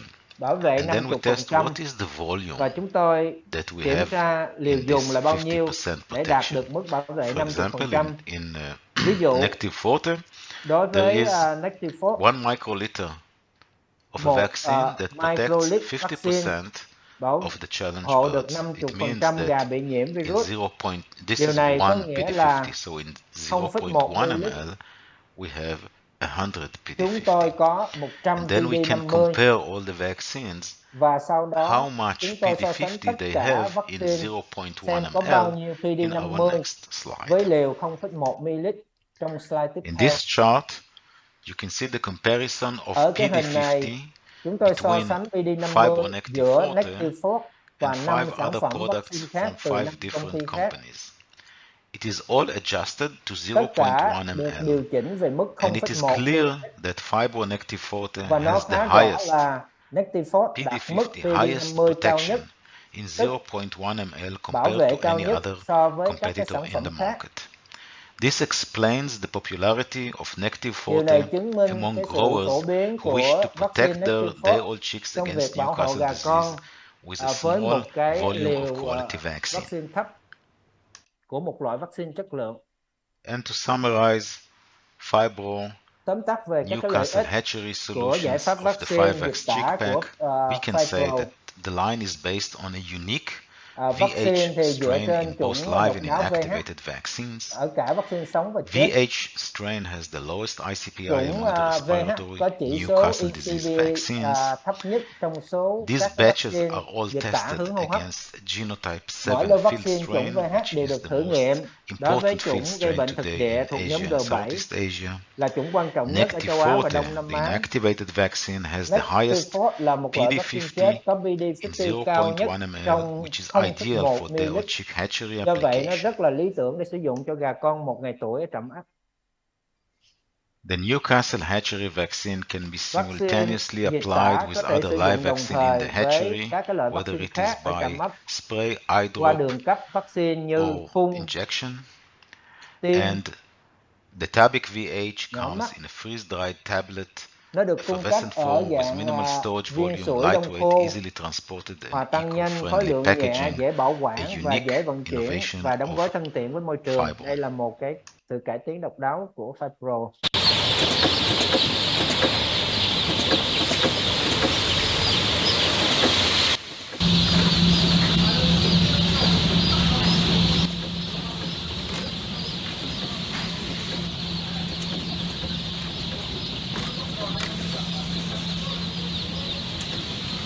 Last but not least of the 5X chick pack is the equipment and support. Cuối cùng của giải pháp Phibro is providing là chúng tôi the nói về thiết biojector bị và sự machine, hỗ which trợ. is a Phibro cung 0.1 cấp or máy tiêm dung 0.2 lượng khoảng double or 0,1, single 0,2 barrel ml, dạng 1 hay vaccinator. 2 cái It bầu is bơm easy to vaccine. use and Nó dễ maintain. sử dụng We và can bảo also trì. supply you with spray Chúng tôi cabinets cũng có if thể needed. cung cấp buồng phun nếu Services cần and thiết. maintenance of this Dịch vụ và bảo equipment trì thiết bị này pieces in hatchery training, tại trạm both ấp theoretical and về mặt lý practical. thuyết và mặt thực We hành. will do for you Chúng tôi cũng vaccine sẽ giúp application bạn audits kiểm tra đánh periodically giá định kỳ and về cách provide sử you dụng with vaccine laboratory support và in hỗ case trợ you về need mặt it. xét nghiệm nếu cần.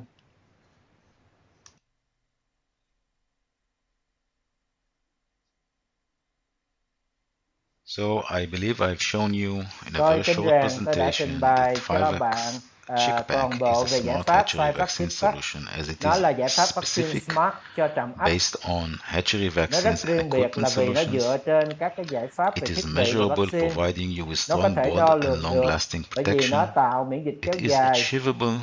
phổ bảo vệ It is, mạnh và rộng. you can improve Nó có your thể flock thực health hiện and được bởi vì performance. chúng ta có thể cải It is thiện được relevant because năng it suất gives you a và sức solid khỏe của protection gà. against Nó three rất là thích major đáng poultry bởi vì nó diseases bảo of vệ vững Newcastle, chắc đối với các cái infectious bệnh chủ bronchitis yếu and trên gia cầm gumboro, như dịch tả, viêm phế and quản it truyền is nhiễm và timely as it gumboro. establishes an Nó đúng early lúc là bởi onset vì of nó immunity. giúp tạo cái đáp ứng miễn dịch sớm. Xin chân thành cảm ơn.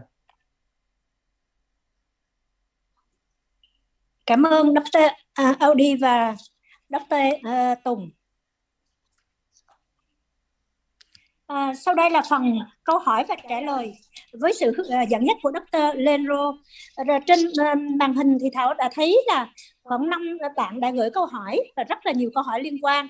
Thì nhờ thầy Tùng sẽ giúp dịch những câu hỏi này và các chuyên gia sẽ trả lời. Cảm ơn thầy Tùng. Chắc là mình phải chờ chút để coi câu hỏi gì nữa. Có bên chat box đó thầy. Dạ, mọi người có câu hỏi gì thì cứ gửi vô phần chat box.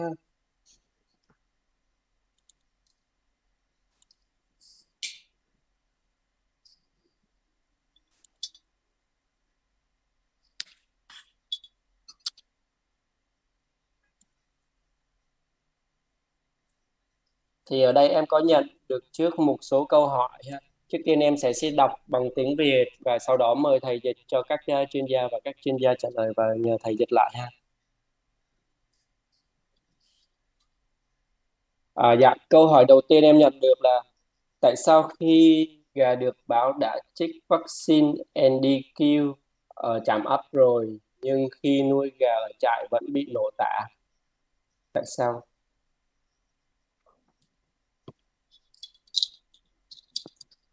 Xin mời thầy Tùng dịch giúp qua cho bên chuyên gia sẽ trả lời câu hỏi này. So hello, I think this question is for Michael. Sao nó hơi bị giỏi.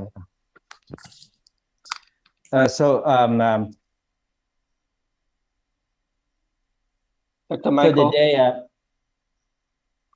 The day our chicks after arrives at the broiler house, so the mortality is quite high.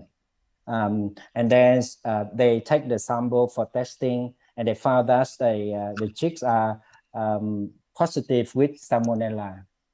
So the question is, where are the chicks infected with salmonella?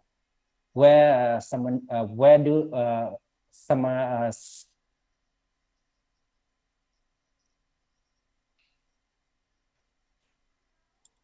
I'd be checking at the hatchery and at the source of the breeder eggs. Both are possibilities, but I think I'd first look at the source of eggs being supplied to the hatchery.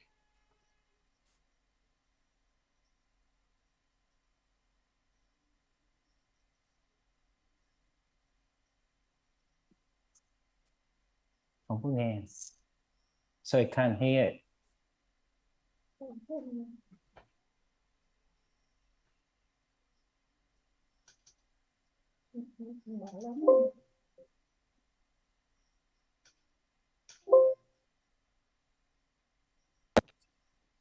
So Dr. Michael, please say again. Dr. Tong cannot hear you. Oh, can you hear me now? Yes. Okay. There's two possible sources, obviously. It would be the hatchery or the breeder flocks.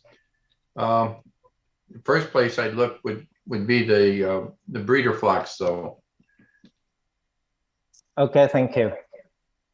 So cái phần trả lời là nói chung là nó có đến từ hai cái nguồn, có thể là đến từ trạm ấp hoặc là đến từ đàn gà giống. Thì trong cái trường hợp này thì ông nghi ngờ là có vẻ là cái việc nhiễm là nó đến từ cái đàn gà giống.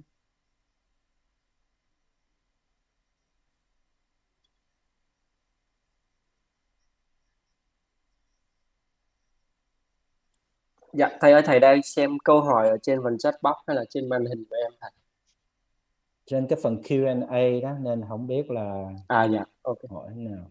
Câu hỏi tiếp theo là khối lượng lòng đỏ gà 1 ngày tuổi so với PX gà 1 ngày tuổi nhiều, thế nào là tốt?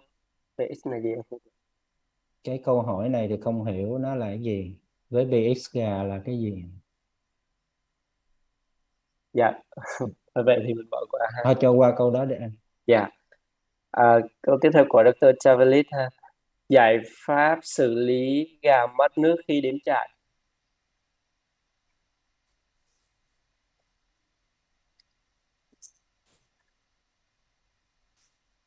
Dạ, nhờ thầy dịch cho Dr. Michael.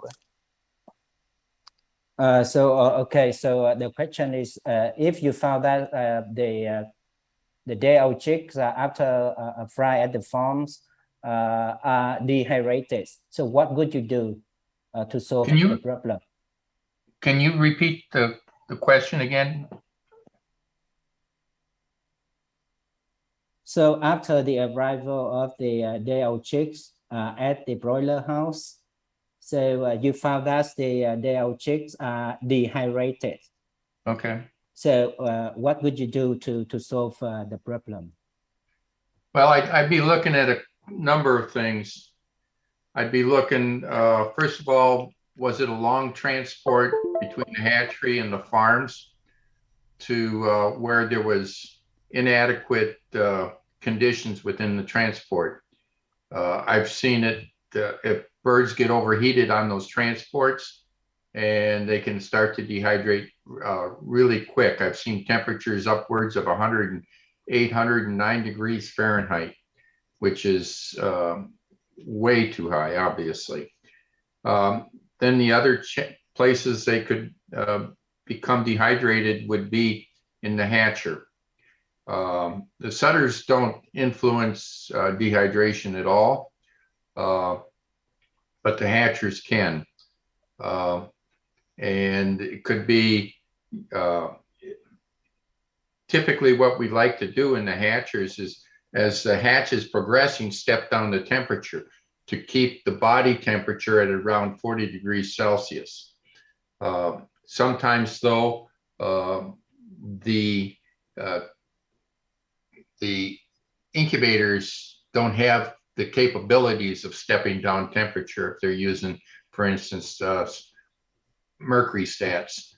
And then it becomes a little bit more difficult to do, but you could do it, at least help it a little bit by moving more air through the hatcher cabinet.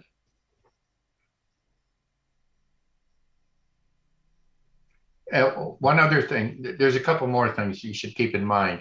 You're gonna get the dehydration potential when the eggs have been stored for long periods of time, because you're going to have the wider hatch window, and also with older breeder flocks, you'll tend to see a little bit more potential for dehydration. Okay, thank you very much, Dr. Michael. So nói chung là cái sự mất nước này á, nó có rất là nhiều các cái nguyên nhân. Thì ở đây nó có những cái nguyên nhân như sau. Nguyên nhân là thứ nhất là chúng ta có thể liên quan đến cái việc vận chuyển gà con trong một cái khoảng thời gian nó lâu, và cái điều kiện vận chuyển nó không tốt, thì nó làm cho cái sự bài thải nhiệt nó không mấy, thì nó làm cho nó tích tụ, nó làm cho cái nhiệt độ nó tăng cao lên trong cái quá trình vận chuyển, thì như vậy nó dẫn đến là nó sự mất nước rất là nhanh. Và những cái trường hợp ông thấy là nhiệt độ nó có thể tăng lên 108, 109 độ F đó. Cái này chưa có đổi qua độ C nha, thì ông nói khoảng 108, 109 độ F đó, thì thấy là cái sự mất nước rất nhanh. Cái thứ hai, nguyên nhân thứ hai nữa là nó có thể là nguyên nhân từ cái trạm ấp, khi mà trong cái quá trình ấp là cái nhiệt độ máy ấp nở là chúng ta vẫn duy trì ở cái mức khá cao, và như vậy nó sẽ phải là giảm cái nhiệt độ xuống, và chúng ta giảm nhiệt độ từ từ xuống để làm sao nó giữ được cái nhiệt độ trực tràng của con gà ở khoảng 40 độ C khi mà chúng ta đo đấy. Thì đôi khi ở một số các cái trạm ấp thì cái việc mà giảm nhiệt độ từ từ này nó cũng rất khó. Tuy nhiên chúng ta có thể thực hiện được nó bằng cách là chúng ta lưu thông, đưa cái không khí đi vào điều hòa nó để cho nó giảm cái nhiệt độ xuống. Cái nguyên nhân thứ ba nữa là cái trường hợp mà chúng ta trữ trứng quá lâu, thì chúng ta trữ trứng quá lâu như vậy nó cũng sẽ ảnh hưởng, đặc biệt là nó ảnh hưởng đến một cái khoảng thời gian nở của con gà rất là lâu. Do vậy gà nó sẽ ở trong cái máy ấp lâu hơn, do vậy nó cũng dẫn đến là mất nước. Và cái thứ tư nữa là đối với những cái con gà mà nó già rồi đó, thì nó cũng sẽ có cái khả năng cao là nó gây ra cái trường hợp mất nước, cái trường hợp mất nước ở gà con. Dạ vâng, cảm ơn thầy. Thank you, Dr. Michael. Có một anh Quang Vinh có rất là nhiều câu hỏi. Em xin phép đọc câu hỏi. Câu đầu tiên là đo thân nhiệt gà qua trực tràng như chuyên gia nói thì trong vòng bao nhiêu phút? Đo đại diện bao nhiêu con hay đo tất cả các con nở ra? Như một thùng đựng 100 con gà thì đo bao nhiêu con? Mời thầy ạ.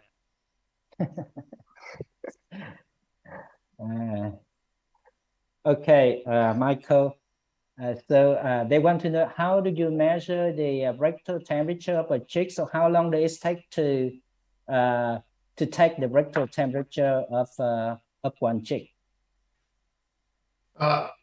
There's a number of different instruments you can use. Obviously, the one I use, it usually takes about 20 seconds before it stabilizes. Okay. And it's you want to be somewhat careful inserting a thermometer, especially with consistency. Okay, you can get some of these electronic thermometers from a pharmacy, and those have such a large tip to them that it's very difficult to really, I feel, get a true rectal temp. I use a real thin probe, like it's about a 16 gauge wire probe, and it's flexible and it's coated with rubber, and it's I insert it about 2 centimeters into the vent. Okay. So for example, if you have a box containing 100 chicks, so how many chicks do we have to take the rectal temperature? Typically, I'll take if I'm in a chick box, I'll probably take around 5 temperatures, just to give me a feel for you know, where I am with body temp. If I'm in a hatcher, it's a little more difficult. It depends a lot upon the design of the hatcher, but I usually take, for instance, if you're using a Chickmaster Classic hatcher, you would I take 2, there's 6 columns of chicks in those hatchers, and I'll take 2 chicks from each column, and I'll take it usually from the second or third tray from the top. And when I do that, I like to see a temperature a little bit less than 40 degrees Celsius, because I know, because of the way the airflow is in the machine, that further down in the column, it's a little bit higher. But I want to get it across the entire hatcher, because there can be differences in airflow through the hatch baskets, depending upon where they're located in the hatcher. Okay, thank you, Dr. Michael. Đối với cái câu hỏi này thì nói chung á là các cái thiết bị mà đo cái nhiệt độ trực tràng thì nói chung nó cũng tùy thuộc vào các cái thiết bị. Thường là nó mất khoảng 20 giây. Và khi chúng ta đo thì chúng ta phải đo cẩn thận, và cái chúng ta cần là cái sự đo lường được cái tính ổn định, tức là nó chính xác đấy. Một số các cái loại đo mà bằng điện tử mà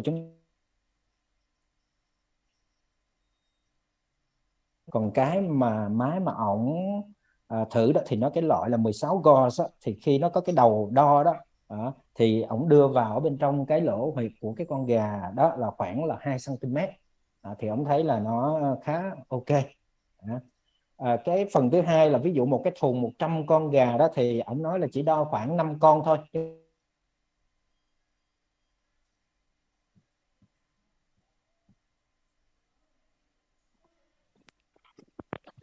Dạ, luôn thì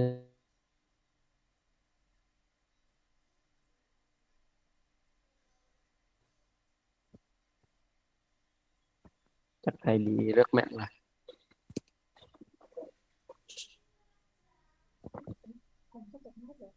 Alo, có nghe không vậy? Nghe rồi không? Alo.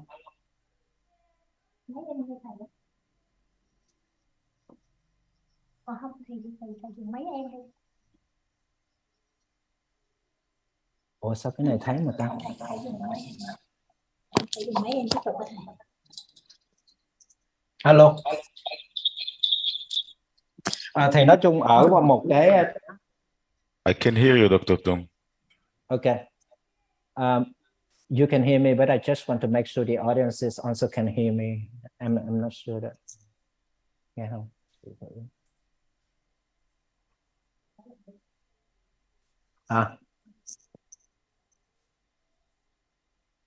Hình như nó bị rớt mạng. Okay.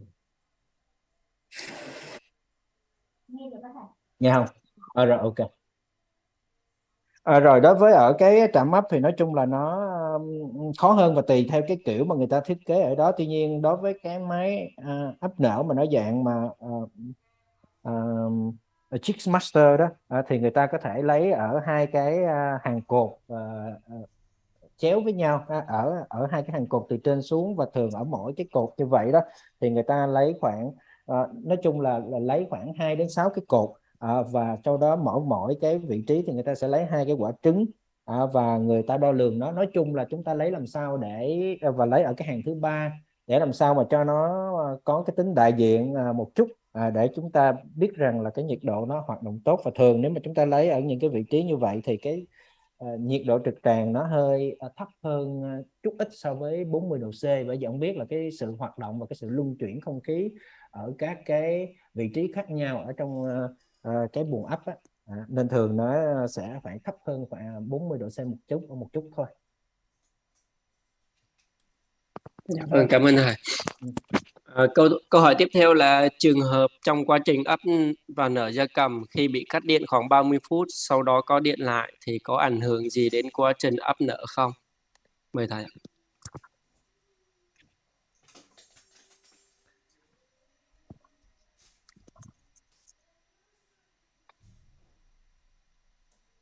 Dạ thầy.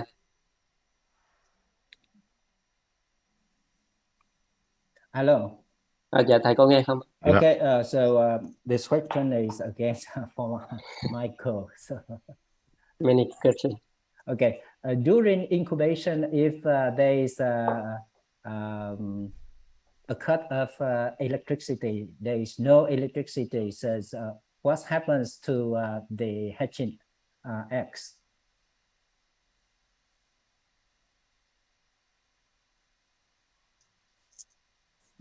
Since the fans aren't turning, you're not going to have ventilation, and they're going to start to overheat. So the best thing to do is to open the doors, pull the racks out until you get power back. You're going to lose a little bit of hatch depending upon the length of time. But if you leave them in the machines with the doors shut, temperature is going to rise, especially with the older embryos, and you're going to have a lot of embryonic mortality and poor quality chicks that do hatch. Nói chung mà khi mà chúng ta bị cúp điện như vậy đó thì nó ảnh hưởng đến cái việc hoạt động của cái quạt ở trong mình để nó giúp mình nó lưu thông cái không khí ở trong cái buồng ấp nở đó, thì như vậy là nó sẽ bị nhiệt nó tích dần và nó sẽ nóng. Như vậy trong những cái trường hợp này thì chúng ta phải mở cửa cái máy ấp ra để cho nó thoát bớt nhiệt ra bên ngoài, và chúng ta cũng có thể kéo các cái khay đựng trứng ra bên ngoài. Thì như vậy nó sẽ giúp cho chúng ta giảm được cái một số trứng có thể bị chết phôi đấy. Bởi vì nếu chúng ta để lâu quá vậy thì nó sẽ tích lũy và nó sẽ làm chết phôi rất là nhiều. Tuy nhiên khi chúng ta kéo ra vậy thì nó cũng sẽ vẫn có một sự hao hụt, chứ không thể là giữ được. Chúng nó cũng sẽ có một phần hao hụt, đôi khi là chết phôi, hoặc đôi khi là khi cái trứng nó nở ra thì cái chất lượng gà con nó sẽ không có được tốt. Ok, em ở đây em thấy rất là nhiều câu hỏi liên quan tới ấp cái nở. này sao trả lại hết được. Thì chắc là đổi một câu hỏi qua cho speaker khác đi, để speaker khác đỡ buồn chứ ngồi chờ lâu buồn. Câu hỏi tiếp theo chắc nhờ Dr. Udi, thì em sẽ đọc câu hỏi đó thầy. Tại sao khi gà được báo đã trích NDQ ở trạm ấp rồi, nhưng tại sao nuôi ở dưới trại thì vẫn bị nổ tả? Thầy dịch Udi giùm em. Oh, hello. Hello, yes. Okay, so the question is the day our chicks is vaccinated with the inactivated Newcastle disease vaccine. But when the chick arrives at the farm and during their growth, so there's still an outbreak of Newcastle disease at the farm. So what are the causes? Okay, so just giving a vaccine against Newcastle, even the best one, will not be the full solution for prevention.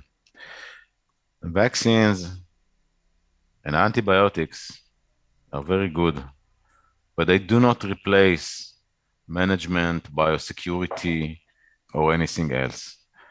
Therefore, if you have a Newcastle outbreak, even when you are vaccinating a Newcastle killed vaccine in the hatchery, it means that there is a breach in your biosecurity, something came in.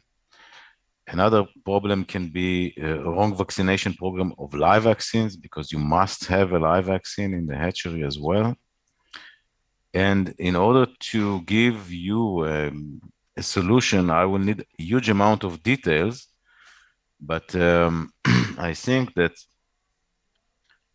you have to understand that a Newcastle killed vaccine in the hatchery. Yeah, please, you want to translate? Yeah. Không nghe Udi trả lời. Udi, please say again. To say again? Yes. Okay. Cannot hear you. Can you hear me now? Hello? Yes, I can. Okay. I said that... Yes, I can. And you can say Dr. Tùng nearby me. Okay, so now the connection, the internet connection is okay, so now I can hear you. Okay. So I'm saying again, the fact that you have vaccinated birds with Newcastle vaccines and you have an outbreak is not a surprise. In many cases, people forget that biosecurity management is as important as vaccines in protection from Newcastle. And therefore, it's okay? Okay. Yeah, good. And therefore, for more accurate answer for you, I will have to see a lot of information and give you a solution based on your situation. I need to know the vaccination program of live vaccines. I need to know when the outbreak is coming. I need to know how you diagnose it. And for example, are you using a multi-age farm or a single-age farm? And a lot of information is needed in order to build for you a solution that includes biosecurity management and a good vaccination program. But just vaccines is not an answer to the disease, especially those respiratory viruses.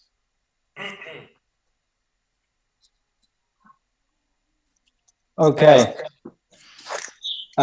Cái phần trả lời của ông như thế này thì mặc dù chúng ta có chủng ngừa vaccine ở trạm ấp rồi đó, nhưng mà khi về trại nó nổ ra thì cái vấn đề ở đây nó nằm thì không phải cứ mà chúng ta chủng ngừa vaccine thì nó sẽ là một cái giải pháp đầy đủ, một cái giải pháp toàn diện, mà những cái ảnh hưởng hay dịch nổ dịch ra sức khỏe của con gà nó còn bị ảnh hưởng bởi những cái yếu tố khác mà chúng ta cũng cần phải chú ý, chẳng hạn như về chăm sóc, về quản lý, về an toàn sinh học.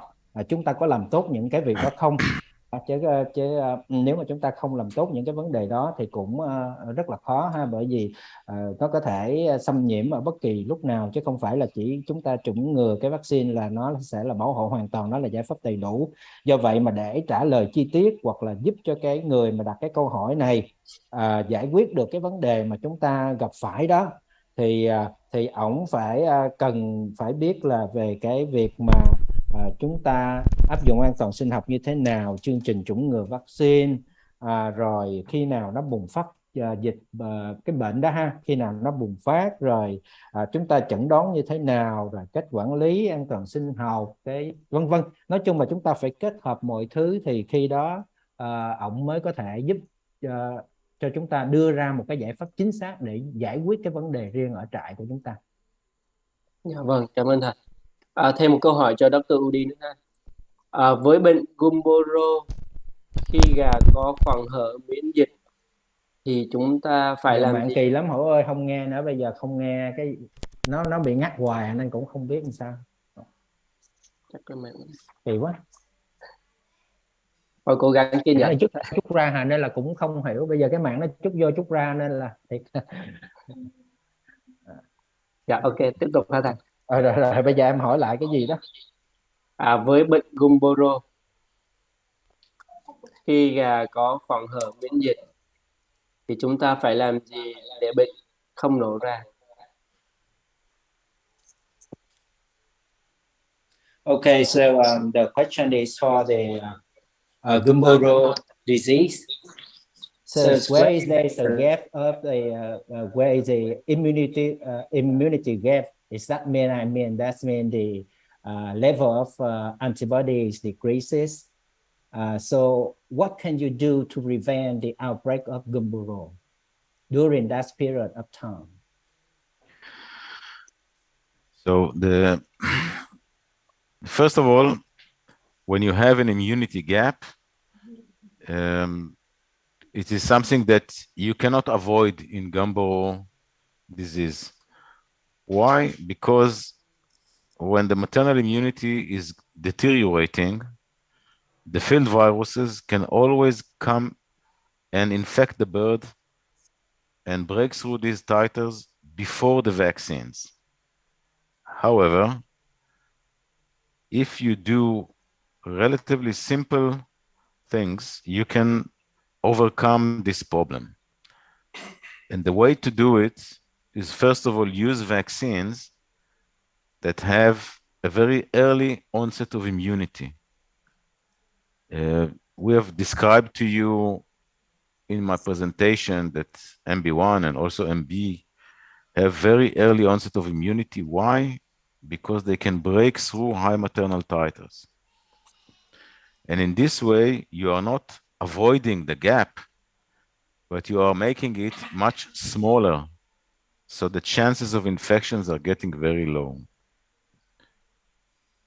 Another thing that you need to do is to make sure that your vaccine is not just replicating in the bird, is also shed to the environment, and within time, your vaccine strain should replace the field strains in the chicken environment. And these things we have proved very nicely with MB and MB1.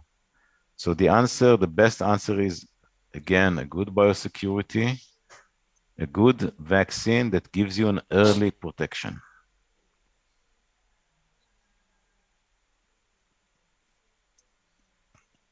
Ok.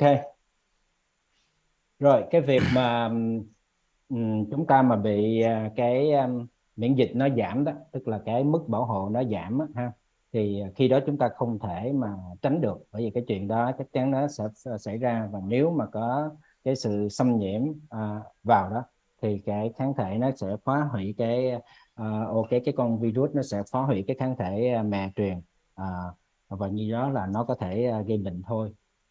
Thì bây giờ để mà giải quyết trong những cái trường hợp như vậy đó, thì một cái cách đơn giản mà ông đề xuất là chúng ta phải tìm kiếm hay sử dụng một cái loại vaccine mà làm sao nó giúp tạo cái đáp ứng miễn dịch nó sớm, như là ông có trình bày trong cái phần bài báo cáo của ông đó, chẳng hạn như là cái vaccine Phibro MB1 đấy ha.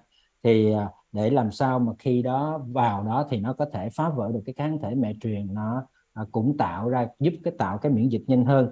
Thì trong trường hợp này thì cái việc mà thiếu hụt miễn dịch đó nó vẫn diễn ra, nhưng mà bây giờ nó thu hẹp lại, nó không có thiếu quá nhiều so với cái trường hợp khác đối với các cái loại vaccine khác. Cái thứ hai nữa là phải có cái vaccine mà khi có con virus nó không chỉ nhân lên ở trong cái cơ thể con gà, tức là nó nhân lên trong cơ thể con gà, mà khi mà nó bài thải ra ngoài môi trường thì nó cũng nhân lên trong cái môi trường mình nuôi, để mà nó thay thế cái con virus ở thực địa, tức là cái con virus độc ở trong môi trường mình có đó. Thì như vậy nó sẽ làm giảm bớt cái con virus mà gây độc gây bệnh hiện diện ở trong chuồng nuôi của mình. Như vậy thì ngoài cái việc đó thì chúng ta cũng cần phải lưu ý đến cái an toàn sinh học vân vân, những cái thứ khác mà chúng ta kết hợp lại thì chúng ta sẽ có một cái giải pháp tốt để chúng ta vượt qua cái trở ngại này. Dạ vâng, cảm ơn thầy. Có nghĩa là cái phòng hở đấy nó sẽ luôn xảy ra, và chúng ta phải tìm cái vaccine nào nó đáp ứng miễn dịch càng sớm càng tốt. Và để giảm áp lực môi trường thì thứ nhất là an toàn sinh học, thứ hai là mình phải giúp cách nào để lan tỏa cái chủng vaccine ra môi trường để hạn chế cái áp lực môi trường. Ok.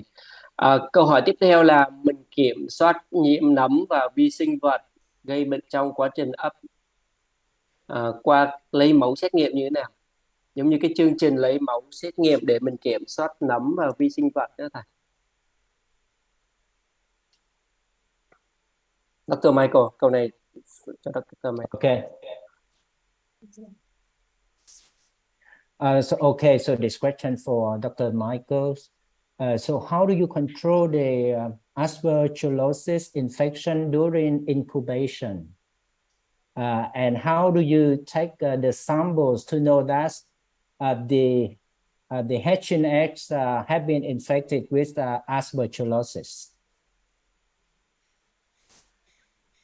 You can, okay, first question is, or first answer would be, during the incubation process, you could be using a inhibitor for the mold in the hallways and releasing it into the hallways. The most prevalent one is inconazole, and it usually comes in two different forms, either as a gas or a liquid, and typically we do it as a gas, and it'll take care of the hallway air, and usually does a pretty good job about that. With regards to the eggs, you could just do some micro on the eggs and plate it on something like sabdextrose or potato dextrose to see if you're having any asper of any great amount.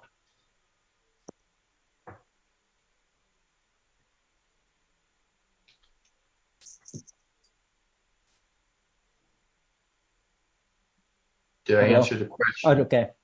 So trong cái trường hợp này là để làm giảm cái phần mà nó nhiễm mà nấm trong cái quá trình mà chúng ta ấp á, thì làm sao chúng ta phải kiểm soát được cái chất lượng của các cái không khí ở các cái hành lang ha, các cái lối đi vân vân. Thì như vậy trong cái quá trình này chúng ta có thể dùng các cái chất sát trùng đó ha, có thể dạng lỏng hoặc là ở cái dạng khí đó để chúng ta sát trùng các cái lối đi hay là các cái hành lang để làm sao nó không có gây đi vào cái khu vực mà ấp nở đó ha, nó sẽ làm ảnh hưởng đến cái trứng trong quá trình ấp. Còn bây giờ muốn biết cái trứng đó như thế nào thì chúng ta có thể lấy cái trứng đó trong máy ấp ra và chúng ta đập nó ra thôi, và chúng ta xem là coi nó có nhiễm cái nấm mốc ở đó không, như những cái hình mà ổng đã có trình bày đó. Dạ vâng, cảm ơn thầy. Câu tiếp theo là thời gian bảo quản trứng ảnh hưởng tới tỷ lệ ấp nở, có ảnh hưởng gì tới phát triển của phôi không? Và câu tiếp theo cũng liên quan tới cái thời gian bảo quản trứng là gà nở ra hay bị yếu chân, ướt lông. Đây có phải là nguyên nhân của thiếu nhiệt và ẩm độ hay không, hay là do bảo quản trứng lâu ngày? Ý là những cái hậu quả khi bảo quản trứng lâu dài đó thầy, có tác động như thế nào? Ví dụ như ở đây là tác giả để là 15 ngày, bảo quản trứng 15 ngày. Mặc dù tỷ lệ nở là 96%, nhưng mà có thể gà nó sẽ bị yếu.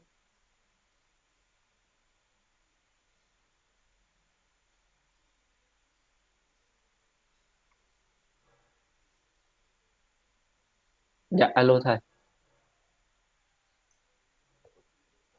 Ta lại bị mất tín hiệu từ thầy. Yeah. Dr. Ho, maybe you will translate until Dr. Tung is coming in. Okay, but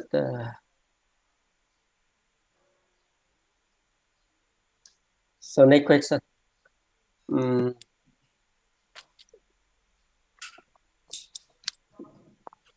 Hiện nay các vaccine nào được chủng ngừa trong trạm ấp ạ? Chuyên gia có thể cung cấp để bác sĩ thú y bọn em được tham khảo được không ạ?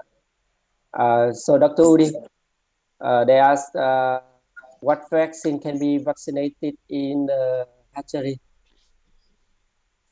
It means look like what vaccine or what disease can be vaccination in a hatchery? You mean a general program? No, they just mentioned about what vaccine can be used in the hatchery. What vaccine can be used in the hatchery? Yes. So, in the hatchery, we have in ovo, we have subcutaneous injections, and we have spray or eye drop of live vaccines. So basically any vaccine that was tested and approved for hatchery use can be used in a hatchery. Normally, what we do in a hatchery, we try to vaccinate birds with what is relevant to the situation, to the epidemiological situation. For example, if you don't have any Massachusetts IB strains isolated in your region, there is no point in vaccinating birds with a Massachusetts IB strain. Or if you have a high challenge of Newcastle, as was asked before, you may think of injecting birds with killed vaccine and add a live vaccine also in order to initiate early immunity against this disease. What you should remember that these hatchery vaccinations, especially the live vaccines that you apply in the hatchery by eye drop or by spray, do not provide long-lasting immunity. And therefore, if you are using these live vaccines, you need to boost at least once or sometimes even twice in order to retain immunity throughout the life of the bird, especially in broilers. So, yeah, I think this is a general answer, but I hope I've answered the question. Yeah, because this is a general question. Ok. Thì thực ra là cái này nó sẽ tùy thuộc vào tình hình của mình muốn gì. Ví dụ như ở chỗ khu vực mình, trại mình nó không có Massachusetts, IB Massachusetts thì mình cũng không cần phải dùng Massachusetts. Hoặc nếu mình mình có vấn đề với ND cao thì mình cũng phải trích cái ND chết ở trạm ấp, cho nên nó sẽ phụ thuộc vào của mình hết. Và đặc biệt ông muốn nhấn mạnh là với cái vaccine sống có thể phun hoặc nhỏ mắt ở trạm ấp thì nó sẽ không có cung cấp cái miễn dịch quá dài đâu, nó sẽ có giới hạn. Nên là câu hỏi này nó cũng chung chung, cho nên là ông cũng chỉ có thể trả lời chung chung vậy thôi. Không biết thầy có thể quay lại chưa?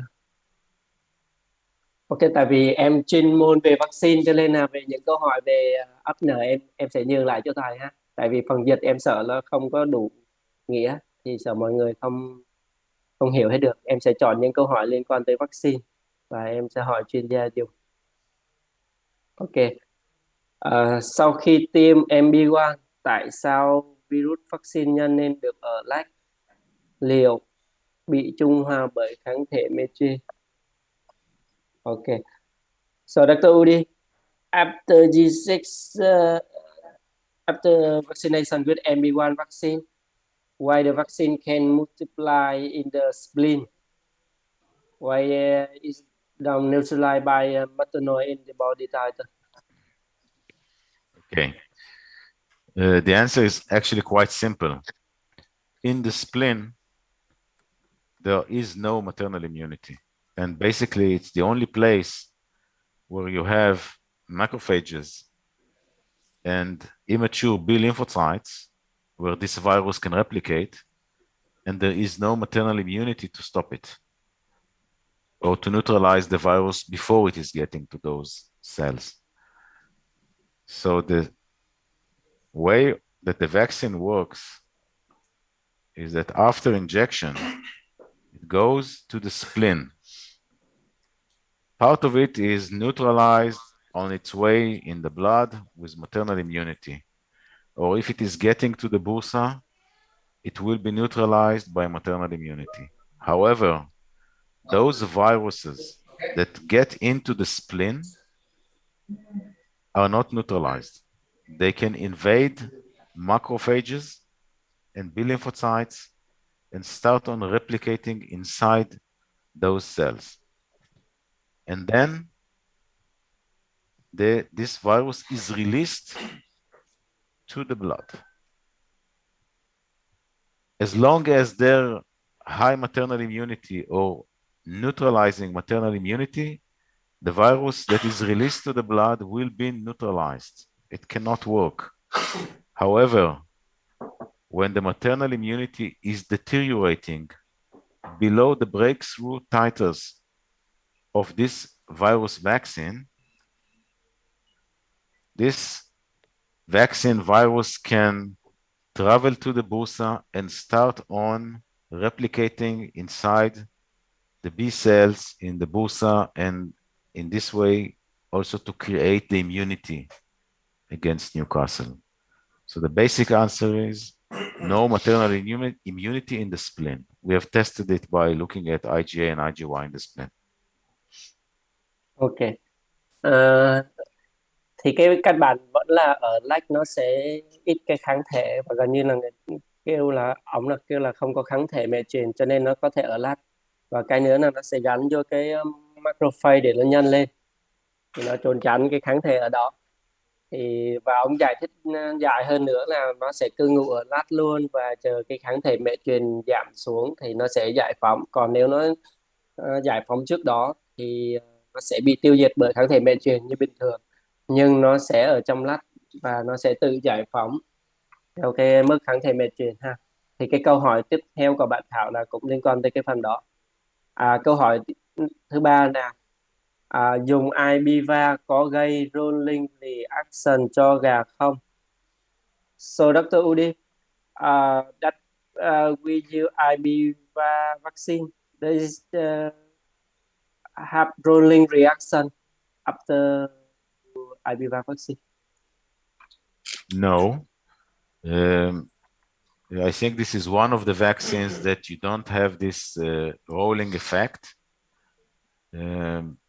And in some cases, you need to test for your vaccine take quite early because this virus vaccine will not be found in the trachea or in the cloaca quite shortly after the vaccination. So the answer is no, it doesn't have any rolling effect. Ok. Câu trả lời của nó là của ông là thực ra nó sẽ không có bởi vaccine, thì ông trả lời là no luôn. Nhưng mà sâu xa hơn nữa thì giống nó sẽ liên quan tới cái cách làm vaccine nhiều hơn, còn nó sẽ không hẳn phụ thuộc vào vaccine. Rolling reaction nhưng em cũng được nhiều chuyên gia ngay cả bên IDEX người ta training rất là nhiều khi mà test cái kháng thể, biết cái kháng thể cái biên độ nó rộng á, thì chứng tỏ cái đàn này nó bị rolling, và thường là sẽ liên quan tới cái cách làm vaccine nhiều hơn. Ok. So we finish the question in the Q&A and some question in the chat.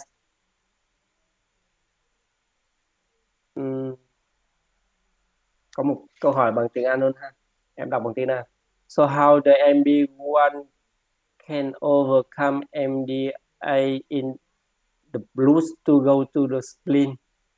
Dr. Udi. I'm not sure I understand the question. How the MB1 can overcome maternal antibody titer in the blood to go to the spleen?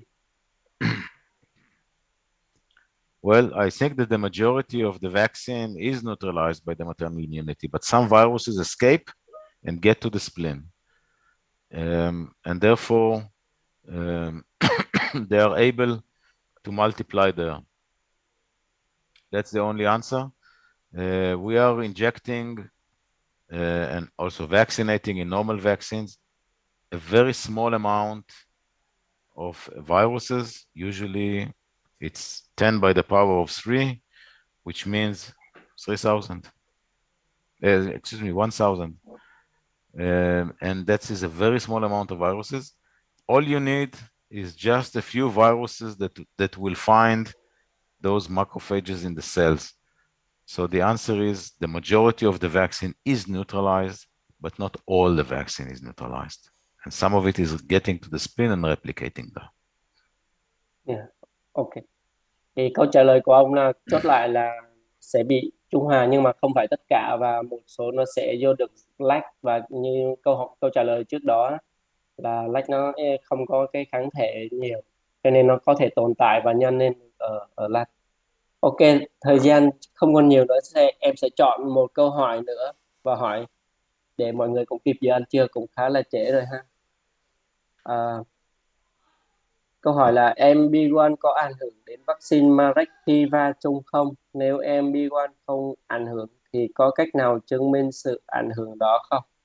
So Dr. Udi, does MB1 when we dilute with Marek vaccine, this make damage for Marek vaccine, and how to monitoring, how to demonstration that MB1 doesn't damage to Marek vaccine?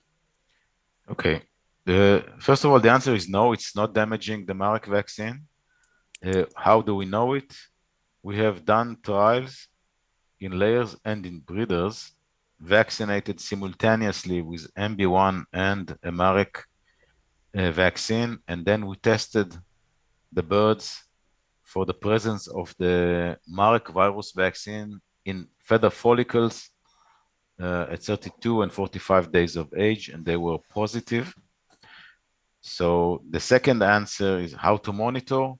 You monitor the Marek virus by taking feather follicles and extract the content onto an FDA card and send it to a lab. However, you need to do it at around 32 to 45 days, because before that, the amount of virus in the feather follicle is too small to detect. Okay. Câu trả lời của ông là cái MB1 này nó sẽ không có ảnh hưởng đến cái vaccine Marek khi va chung, và để chứng minh cái điều đấy thì mình có thể xét nghiệm một cái chủng Marek vaccine ở trong cái nang lông của gà ở cái ngày tuổi khoảng 32 đến 42 ngày ha, thì nó sẽ phát hiện được cái chủng virus của vaccine Marek ở trong cái nang lông, thì điều đó là chứng tỏ cái MV1 nó không có gây ảnh hưởng. Và đặc biệt là đã làm rất là nhiều cái thí nghiệm với gà giống và gà đẻ, và ở Việt Nam bọn em cũng có làm. Thì khi mà trích chung pha chung vaccine MV1 với Marek, và sau đó là mình cũng lấy nang lông của gà 28 hoặc 32 ngày tuổi mà mình test PISA virus vaccine Marek thì vẫn phát hiện bình thường. Điều đó chứng minh là không có ảnh hưởng. Okay, so thank you for speaker. Now we are going to the happy moment.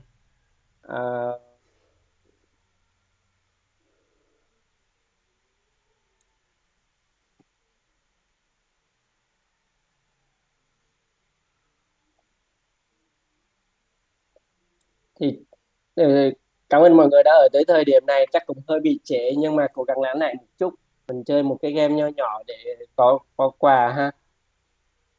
Thì ở đây cái thể lệ đơn giản lắm, em có 6 câu hỏi và mọi người cứ vô cái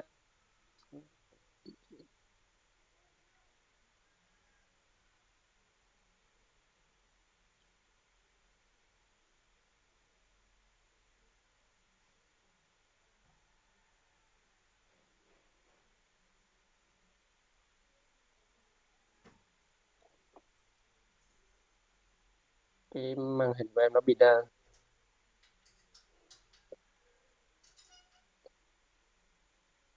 Ok, đây là thể lệ phần game ha.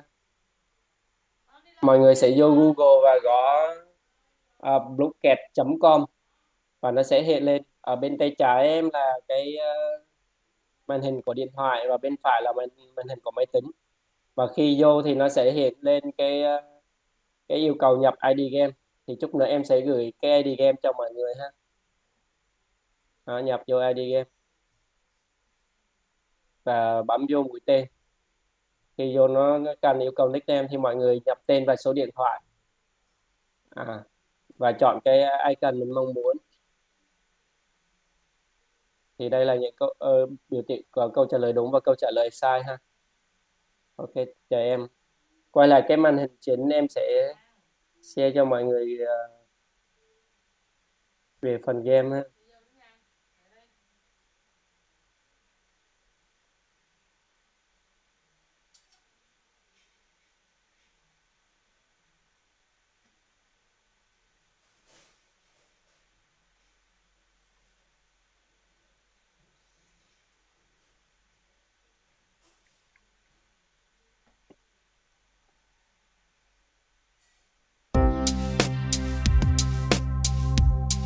Em sẽ copy cái ID vô phần chat.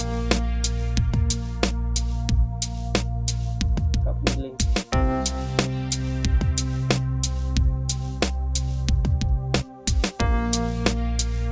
Mọi người theo cái link em gửi vô phần chat hoặc là vô Google gõ blockhead.com/play thì nó sẽ hiện ra.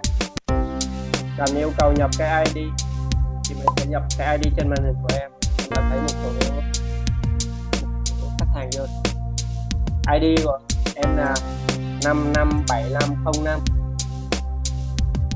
Mình không cần phải đăng ký, mình vào mình play game thôi, không cần phải đăng ký, không cần phải đăng nhập. Vô chọn phần chơi game trực tiếp luôn.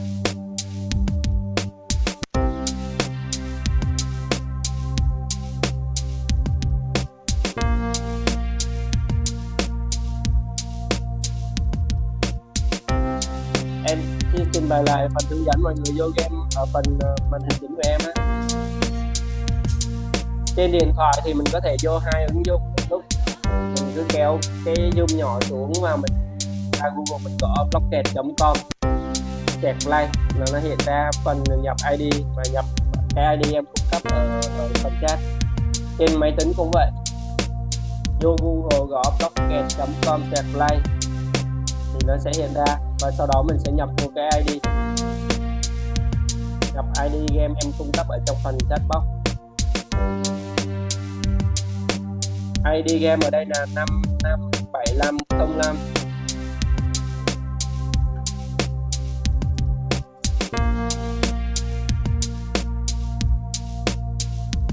Đây có rất là nhiều phần quà hấp dẫn đang chờ mọi người ha. Mời mọi người tham gia. Em chưa thấy có ai có thể tham gia vô được, chưa thấy ai đăng nhập vô được. Có bạn Thức, bạn Toàn, anh Quang Vinh.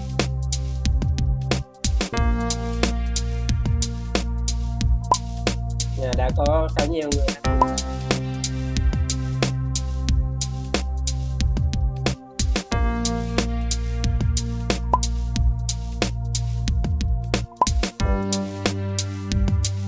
Mọi người lưu ý giúp em đây, nhớ để số điện thoại nhé, đều là để các bạn liên lạc và gửi tặng quà sau. ID là 557505. Mọi người ra Google có blockhead.com/play.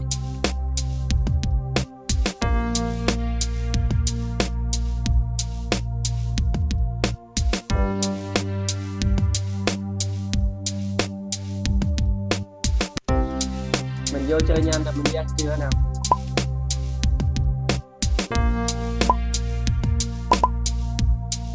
Em chờ đúng 11:55 ha.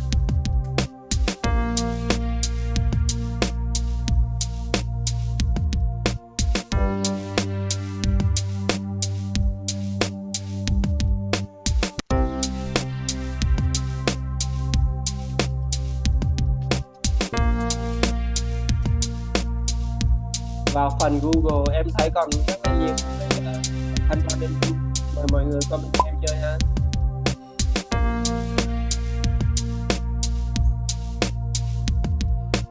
Vô Google gõ blockhead.com/play và mình nhập ID game, sau đó mình nhập nickname, có số điện thoại và chọn icon.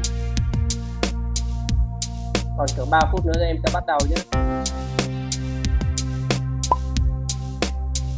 Bạn nào chọn icon xong thì đợi mình start game thì sẽ chơi. Ai vô phòng thì có chờ mọi người.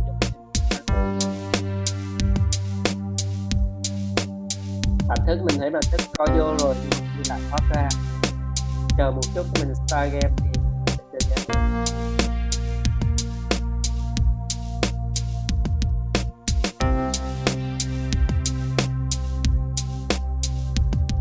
Chọn ai cần.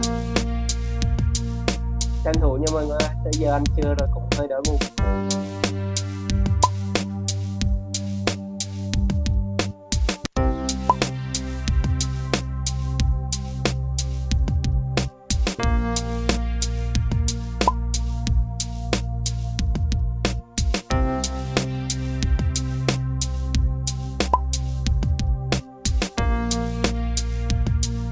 Còn 2 phút nữa em sẽ bắt đầu ha.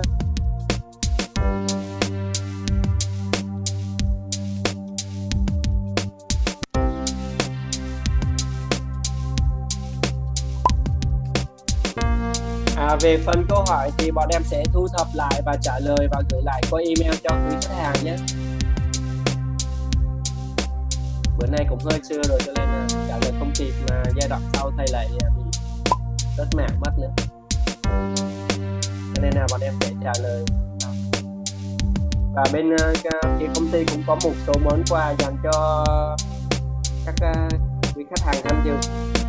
Nhưng mà để may mắn ai được nhận được liên hệ thì sẽ có quà, cho nên mọi người chú ý điện thoại nhé.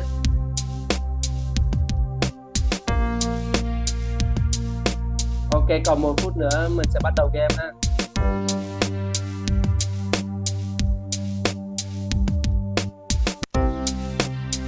Hiện tại em còn thấy khá là nhiều khách đang ở bên Zoom.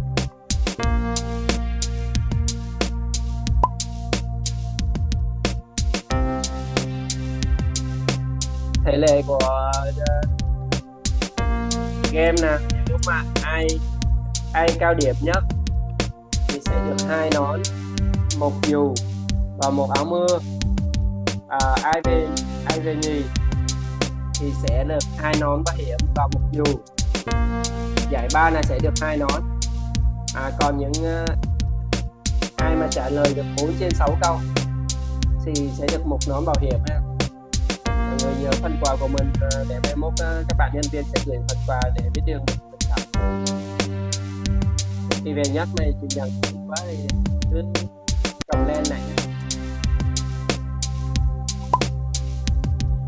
Ok, thời gian tới rồi mình sẽ start game ha. Có 14 bạn chơi.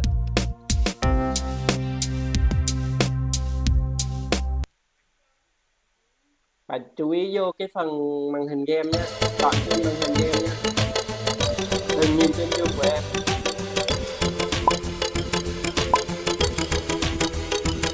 Câu hỏi là tại sao chúng ta cần phải chủng ngừa vaccine từ trạm ấp? Thứ nhất là vì dễ thực hiện, thứ hai là vaccine có hiệu quả khi chủng ngừa ở trạm ấp, thứ ba là chủng ngừa ở trạm ấp rẻ hơn, thứ tư là gà cần được chủng ngừa ở trạm ấp.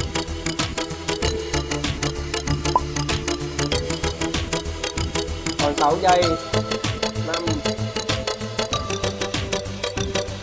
Ok, hết chưa? Câu này thì 71 người trả lời đúng với câu gà cần được bảo hộ từ sớm. Mình tiếp tục sang câu hỏi thứ hai ha. Những ưu điểm của việc chủng ngừa vaccine tại trạm ấp so với việc chủng ngừa ở trại. Kiểm soát tiêm chủng tốt hơn, kiểm soát thời gian tiêm tốt hơn, gà được tiếp xúc và đáp ứng miễn dịch sớm hơn.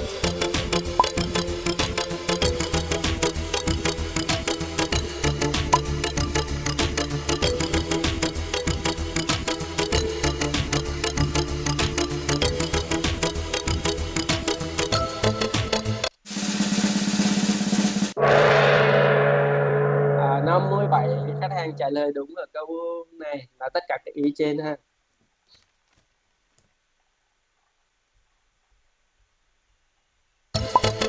Được, sang câu thứ 3. Bệnh nào sau đây không cần phải tái trở lại ở trại?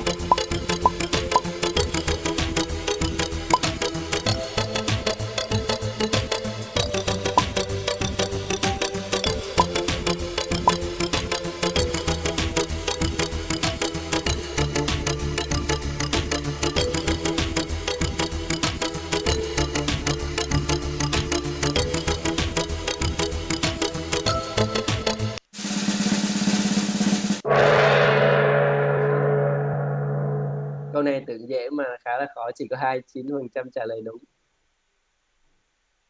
Ok, tiếp theo câu thứ 5 ha.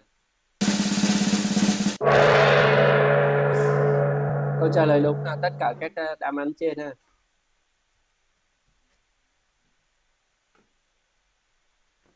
Ok, mình sang câu tương mưa được ở đâu? Ok, có 57 người trả lời đúng câu này. Mình dừng lại một chút ha, xem coi xếp hạng như thế nào. Bạn Trường là đang ở đầu tiên, thứ hai là bạn Quân, thứ ba là bạn Quốc. Ok.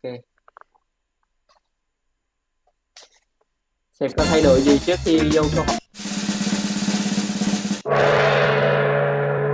Ok, vẫn là 57 người có đáp án đúng.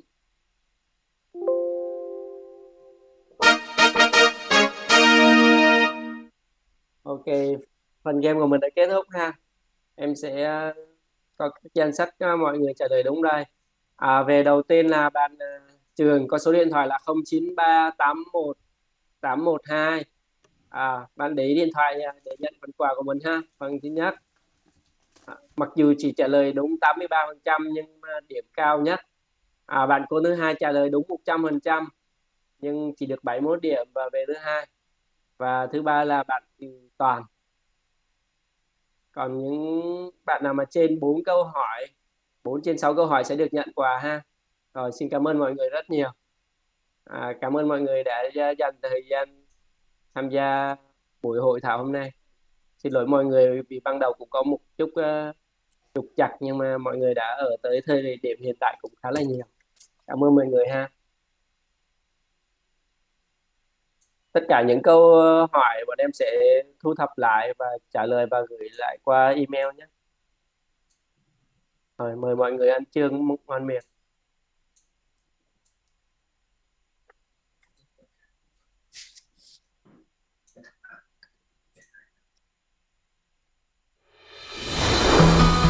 We are Phibro, and we know what it takes to raise healthy food-producing animals. That's why everything we do is in support of your success. It all starts with people.